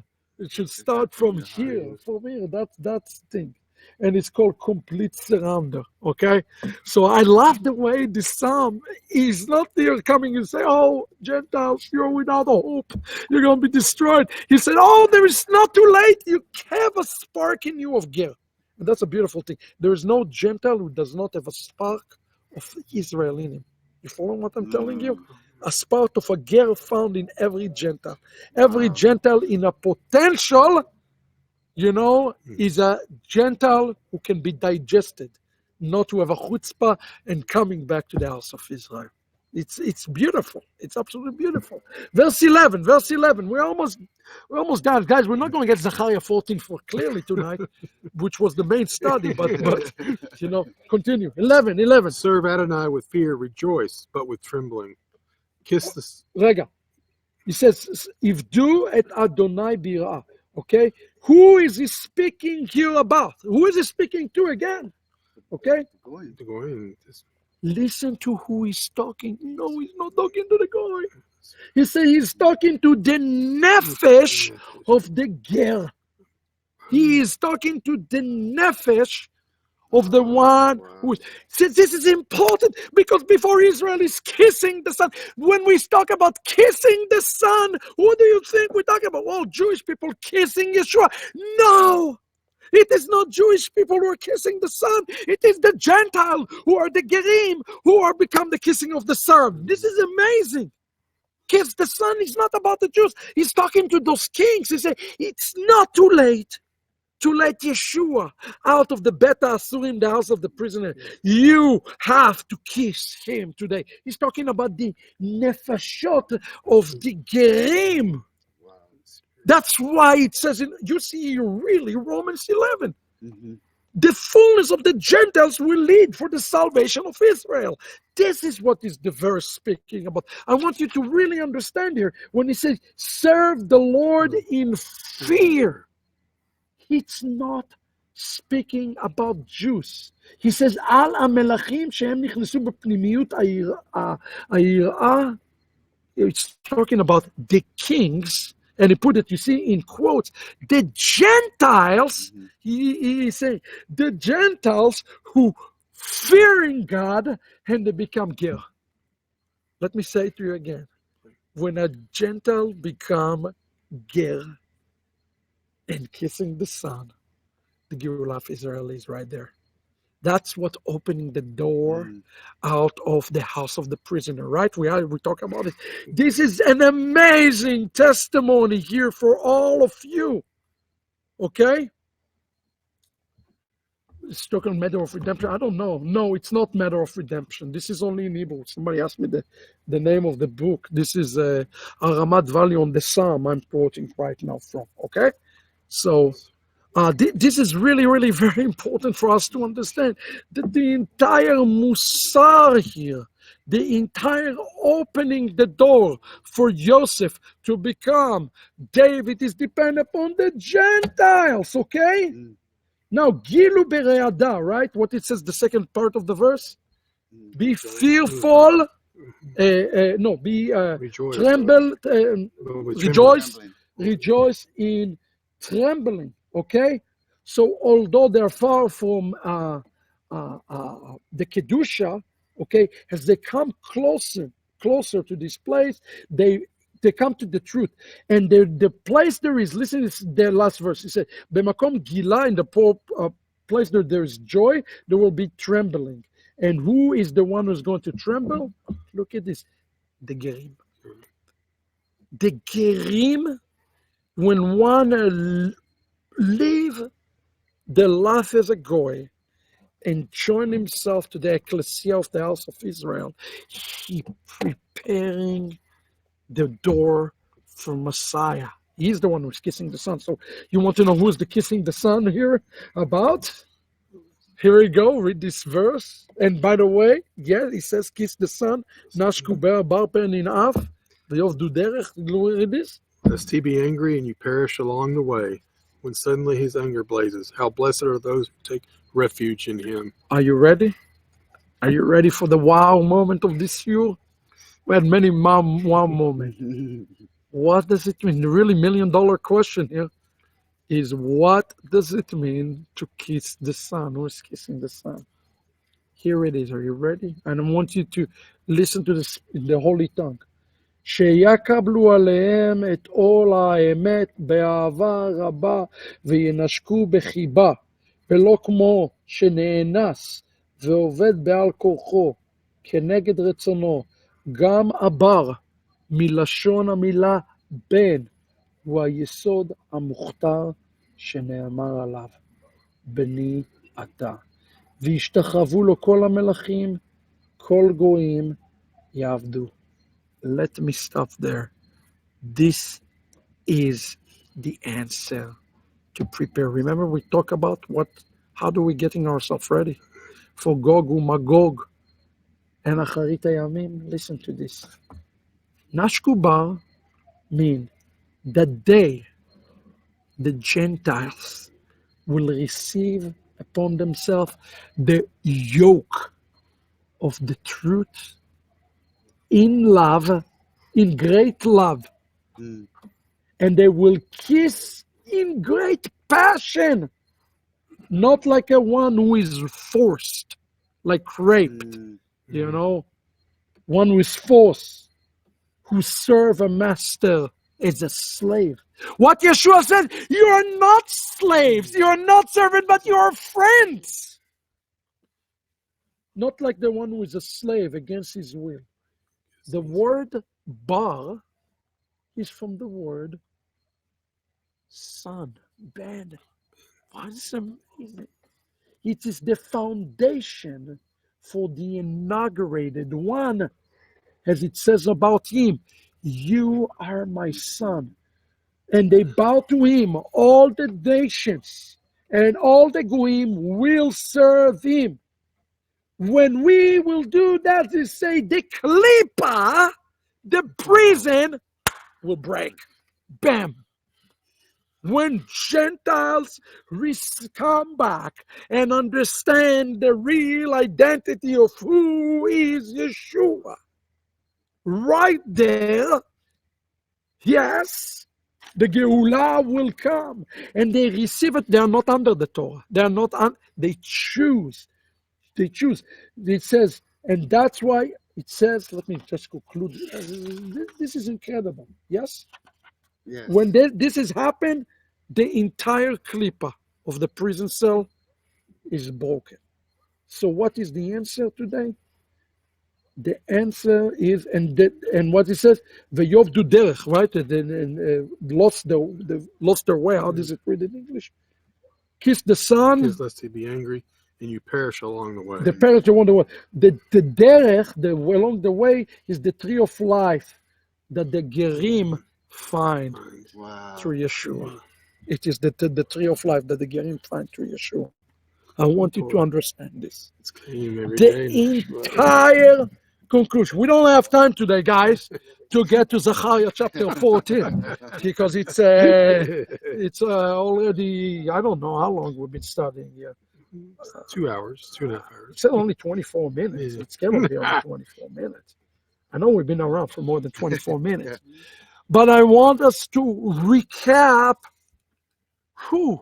what we studied today. We look at what does it mean about the Gog and Magog. Those are in yeshiva or in the 3Z course, you're going to hear it all over again. We're going to learn this all over again. So don't have fear if you did not understand everything that we hear. That's in the yeshiva. This is too important. But here's what I want you to understand from the shiur. Mashiach will come and he's going to reveal himself. Not as the Yeled, right? Remember what it says is Isaiah chapter 9. Yeled yulad lanu ben nitan lanu, vayikare shmo pele yoetz el gibora v'yatzer shalom. He called a Yeled first, right? Right, Noach? Yeled yulad lanu, ben nitan lanu, vayikare shmo Yeled pele yoetz el gibora v'yatzer shalom, right? He called first Yeled. Because he's first. The Ramchal explains that the Yeled is very derogatory. Is very low. Ben Yossef called Yeled. Ben Bni Ata Hayom Ni Yeldeticha, that's the name of David. He's coming to give a message to Israel. God love is eternal for you. And we want you to know that in coming in the most dire time, read Zechariah 14. There will be another shiur, Motzei Shabbat. Maybe we should get together again Motzei Shabbat and try to do this shiur on Motzei Shabbat so we can conclude this. But it's true. He's going to reveal himself as Ben, okay, as Ben Elohim. Okay, but at this point, it's going to be too late. So what the psalmist did, he says to the Gentiles, trying to stop him from revealing himself for who he is. And that's a war of Islam and Christianity somehow has come together. It's a spiritual war. Gog and Magog is a spiritual war. I want you to understand it's not a physical war. Okay? It's going to be a physical war, but it's a spiritual war. Okay?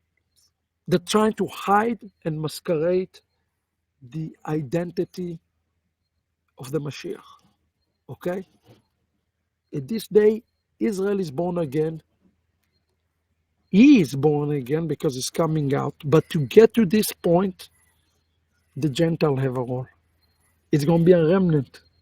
And as we read here in this beautiful, wonderful commentary from the Ramad Valley, they have to find the real Yeshua.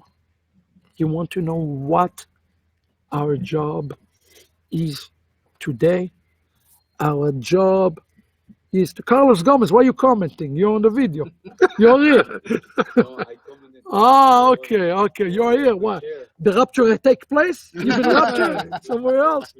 Okay. Very good. Those who are with us are very blessed. This is very important. When we read here those last verse, now listen up, kings. It's a warning for the Gentiles. It's not too late. That's the message of Sukkot. It's not too late. Because, Tishrei has gone. Mashiach is not here. That means we have another year for Tikkun.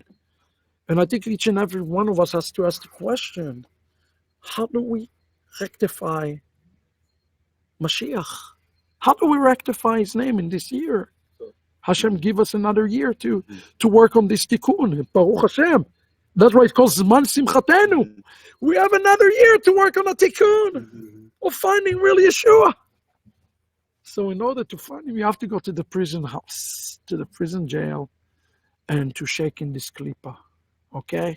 All right, we're ready for some Q&A, guys? Speak up. Amos 9. Yeah, talking about the fallen tabernacle of David. So it has a connection this Shiur with restoring the Of course, it's all. We're talking about the restoration of the fallen tabernacle of David, right? And what did they ask in the book of Acts? If you come to restore the fallen tabernacle of David, okay? The Sukkot, David, and the restoration is something we have to prepare. That's why we are in a partnership with him. We have to prepare, but we have to find the real Yeshua. Not the Yeshua that we want him to be. And yeah, how do we know? I guess the question should be, how do we know if it's the real Mashiach, the real Yeshua, or a false Yeshua? It's simple. If this Yeshua is not connected to the Jewish people, he's not the real Yeshua. Yeah. It's not the real Mashiach. The real Mashiach is fully connected to the house of Israel. Yes? And then that's the point of the matter. It's important to understand that even Messiah in this day, we said today I begun, he is born.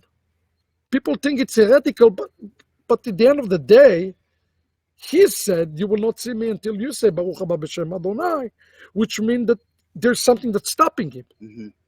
And what's stopping him is this barrier, right? It's this great barrier today we have to remove.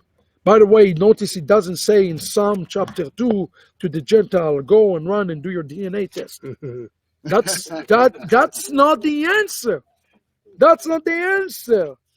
The answer is not to tell me that every Gomez is a Jew. The answer is, Ivdu et Adonai bira. What does it mean, Ivdu? What is avodah? To serve. The key, what the key of Judaism is. In Judaism, the key is avodah, it's work. And here the text says, it didn't say believe that he is the Messiah. No, it didn't say believe. Even the demons believe. The essence is in the doing. The essence is the avodah. The avodah is establishing messianic synagogues. And the avodah is in proclaiming who he is, the Jewishness of the Messiah. The avodah is a physical. It's not belief. And that's where I want you to shift your thinking from I believe, therefore I have done what I need to do, rather than what the scripture says, I work, therefore I'm doing what I need him to do. You know, there's very, very different. Yeah. What is challenging those Gentiles with is avodah. It's not with their belief, you know. Now, when you say gilu bereada, you know, and nashkuba, okay, I recognize, but the neshika, the kiss of who he is a result of our work. You're following what I'm saying? Everything is stemmed from our work. And that's why I believe everybody have to have themselves the question. You know, there's a lot of people, like I watch online, people put a nice camera and give a nice shiurim. Some shiurim much better than mine. But at the end of the day, who cares? What do you have to show for? What you have actually done? You know, anybody can do and speak. We call it in Hebrew, milim shel Shabbat, Sabbath words. You can take the Sabbath words, you know, to the Sabbath market, and that's you cannot even shop there for Shabbat, right? So the question is, what did the nations need to do today? Well, they need to understand there is a spark. The key is, again, it's something that I keep on stressing again and again. The key is with the Gentiles. The key is with the Gentiles, not with the Jews today. And the Gentiles are the one who have to unlock the gate for him to leave the Bet Asurim, the house of the prisoner. So he will not be yelled anymore. He will be a son. He needs that. Yeshua needs us as much as we need him. It's the reality. Mm-hmm. Any other question? David, you had a question you wanted to ask? I did. So you spoke about how the Gentiles, just now, you said the Gentiles, it's up to us to reveal Mashiach, right? Right. And so he's born again as the king, and then he reveals himself as his brother or as the brother, right? He reveals as a brother and a king at the same time. Right. Remember, Joseph was still a king, the second to the king, like Mashiach is the second to HaKadosh Baruch Hu. He's still that, but he's also a brother. He's both. Yeah, so then I can imagine someone would ask the question, I want to see what your answer would be. Should we then, as Gentiles, be focused on provoking the Jews to jealousy? Well, that's a good question, So of course the answer is yes, but the question, but I tell you why it's a relevant question in a degree. Provoke them to jealousy for what? What does it mean? Okay, fine. You want to provoke to jealousy for what? For which Mashiach? Mm. Are you provoking them to jealousy for the right Mashiach? I say if you provoke them to jealousy for the wrong Mashiach, then might as well don't even provoke them at all. You're causing more harm, especially if you provoke them. You know how much millions of dollars Gentiles, Christians send on mission? To what? To bring the Jews to the land of Israel to come and pass tractates to tell the Jews about Isaiah 53, so the Jews will become Christians? As Trump would say, no thank you, and walk away. We don't need Christianity in the land of Israel. So I think the question is, do Jews need Yeshua? Absolutely. And you know, people didn't understand it. We released a statement of core belief, and we say we don't seek to proselytize Jewish people. And people ask, what do you mean? You're an outreach ministry. We have been most vocal in any ministry that I know about bringing the Yeshua to the Jewish people, but if not, it's not the rectified Yeshua.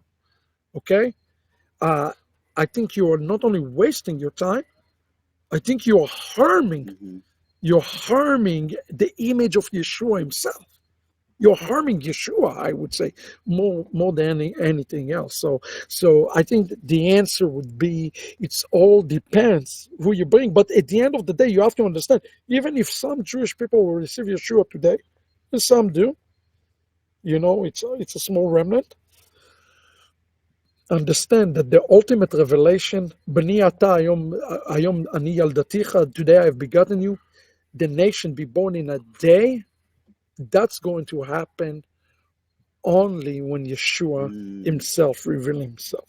So I'm not saying we're wasting our time, but I'm saying is, first we have to prepare him as Gentiles. And the way we prepare the Gentiles is avodah. Avodah toward the Son. Who is the Son? Israel and Mashiach. So I would say this, if you're a Gentile and you want to testify for you, what do you do to impact Jewish lives? What do you do to affect Jewish lives? What do you do to bless the Son of God, to kiss the Son? Remember, the kissing the Son Israel and kissing the Son Mashiach is one and the same. So I would say, if you really want to testify about Yeshua, do mitzvot to the Jews. That's the answer would be, do it through a mitzvah. So, Good question. Related with the question. Yeah, go ahead. Speak up. Related with the question that he made, like 90% of Messianic believers believe that somehow we have to provoke to jealous. That is the main idea. Tonight, no. Yeah, so you're asking the same question, right? Yeah, I The know. scriptures speak about provoking Israel to jealousy in Romans 11. But again, look at what Psalm 2:11 said, how you provoked Israel to jealousy. We're not agreeing or disagreeing whether or not Israel need to be provoked to jealousy. The question is, what does that mean? So again, what it says here in verse 11, if do it Adonai bir'ah, v'gilu bir'ata. The avodah is the mitzvah. You understand? You want to provoke the Jew to jealousy, out mitzvah him. You know what? I bet you. I challenge any Messianic to go and out mitzvah Chabadnik. I'm telling you, we're going to come at dead last. Because they do much more mitzvah than we do. They do much more milut chasadim than we do. So I would ask the question, who's provoking who? Who's really provoking who? To me, is if we do the mitzvah, but we do it in the name of our rabbi, true Messiah, and not the Shem, that, then we have something to talk about. And that's what he said. He says, Nashkubar, kiss Yeshua through the mitzvot. Do the mitzvot, but do Yeshua. That's another problem we have. We have some Messianics say, oh yeah, we'll do the mitzvot, but we're not going to mention Yeshua. Well, then, your mitzvah mean nothing really from that perspective of provoking. Do the mitzvah, but don't be ashamed to say I'm doing it through my Rebbe. So in Yeshua. other words, what I'm getting is Yeah. doing the mitzvah is it will come to the part to provoke the yellow. Also, Also, that Mashiach will reveal himself. So Mashiach is waiting for Gentiles. Mashiach is waiting for Gentile, and that is the point that the Ramat Valley declare when he says, listen to the kings. The kings are the Gentiles, because the Goyim is holding today the kingdom, okay? So he's saying here very, very clearly that is those who become Gerim. That's why I guess it's important for us to conclude. Let's go to real quick to the New Covenant writing, to Ephesians 2, and we're familiar very much with Ephesians 2, but I just want to point one thing, right? So Tony, maybe you can read for us Ephesians chapter 2, verse 11. Therefore, remember your former state, you Gentiles by birth, called the uncircumcised by those who merely because of operation in the flesh are called the circumcised. At that time had no mashiach. You were estranged from the national life of Israel, and you were foreigners to the covenants embodying God's promise. You were in this world without hope and without God. But those of you once far off have been brought near through the shedding of Mashiach's blood, for he himself is our shalom. He has made us both one and has broken down the mechitza, which has divided us, by destroying in his own body the enmity occasioned by the Torah with its commands set forth in the form of ordinances. He did this in order to create a union with himself from the two groups, a single new humanity, thus making shalom. So what is he saying here in verse 19? Did you get to 19? We skip down to 19. 19, yeah. Yeah, so you are no longer foreigners and strangers. On the contrary, you are fellow citizens with God's people. What does it mean that you're a fellow citizen? Remember what he spoke about here in the Ramat Valley. He says, when a Gentile stop being a goy and he become a ger, he's part of the house of Israel. Okay, but again, by Jewish law, one cannot do it without a physical conversion. It's impossible for him to be called a ger without a physical conversion. And that's the awesome thing about what Yeshua have done. He allowed one to be called or to be a member of the Commonwealth of Israel without a physical conversion. And that's something today that Judaism is not going to accept. Please understand it. It's not going to accept it, but it's okay in the heavenly reality. Our actions are still considered as meritorious toward the son Israel and the son Mashiach, only if we do the mitzvot toward the son Israel and toward the son Mashiach. Most people who do the mitzvot, ask yourself the question, did they come to Torah? Do they come to Torah because they really want to see the Israel receive merit? No. They do it because they think they're going to get something sweet and happy, happy for this. This is the majority of the Messianics. They don't do it because they think about the Commonwealth of Israel. They do those things because they think they're going to gain something out of this. But again, what it says here in Psalm chapter 2, the concluding of this passage is, hey, no, you do those things toward the Son. So Yeshua will be revealed, and so that Israel will be revealed. I mean, yes. Any other question? Any other thoughts? Any other points? Yeah, go. We have question in Espanol. Those who wait up is going to translate this. Hold on. I hope those who are watching us been blessed by this shiur today. Share. We need to get those shiurim to more people. By the way, your support is so greatly appreciated. As always, thank you very much. What's the question? Question is, if we are in a congregation that does not have any Jews, so then the avodah has to be done. Actually, I say even better. Even if you don't have Jews, that's great. I mean, it's great if there's a mixture, but if there are not Jews, it does not mean that you cannot do the avodah. So what's the part? That was it. Yeah. Wait. I didn't. Go ahead. Yeah. So if there's no Jews, can we as Gentiles together practice avodah? Absolutely. That's exactly the point of Tehillim chapter 2:12, and that's the point of Ramat Valley. If you are doing those things toward the Son, and the Ramat make the point clear, the Son here is Israel and the Messiah. He made this point very, very clear. The question is, okay, I am not a Jew. I am practitioner now of Judaism. How does it benefit Israel? Am I have a tangible impact on Jewish people? Or is it something fully for myself? I think the opportunities are great for all of us to make an impact on Jewish whether you do neshama. the Avodah, you do it. You let it be seen, and then they understand it because that's how they relate to the world. So if you don't do Avodah, you just simply talk to them. You're not taking care of the poor. You're not trying to help. Like, listen, the avodah need to be happen with or without them accepting Yeshua. Exactly. We're not doing the avodah so one day I can tell them about Jesus. It's the wrong Reason. attitude. Yeah. That's the point. We are doing this avodah for the purpose of for us to say we want Yeshua to receive honor. That is enough for Yeshua to be Ben David and not to be stuck in the position of Ben Yossef. It's enough. It's enough. He's not Ben David today. So it's stuck. It's stuck. And it's not stuck because of him. It's stuck because of us. Any other words? We got a good shiur going here, I think. Okay, so Chaverim, we didn't get to Zechariah 14 today. You see, this is all the notes for Zechariah 14. What a wonderful, wonderful thing. But I think we got what Hashem intended for us to get for this evening. Those who are watching online, Ushpizin live continue tomorrow.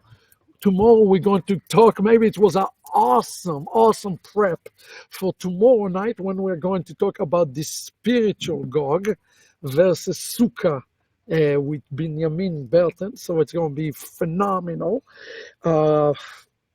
Yeah, I don't want Yeshua to be called Miskan or Yeled. I want him to be called Ben and Melech. So let's do whatever we can. And it's very simple. Come closer to a Jewish person and grab his tzitzit.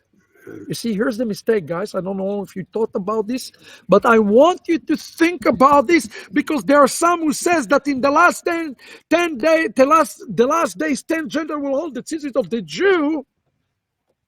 Is what will happen only after Mashiach comes. It's not for today. That's the mistake. Kissing the Son means grabbing to the Jew, be a blessing to the Jew. By the way, when you study Torah, you're a blessing to the Jew because you're allowing the Jew to fulfill his calling of teaching Torah. That's a blessing to the Jew as well. We need to think about those things. That's a very dangerous theology if we think that that's going to be fulfilled only when Messiah comes. No, that's part of this. Fool yourself, fulfill yourself the mitzvot, because in this day, it's going to be a great day.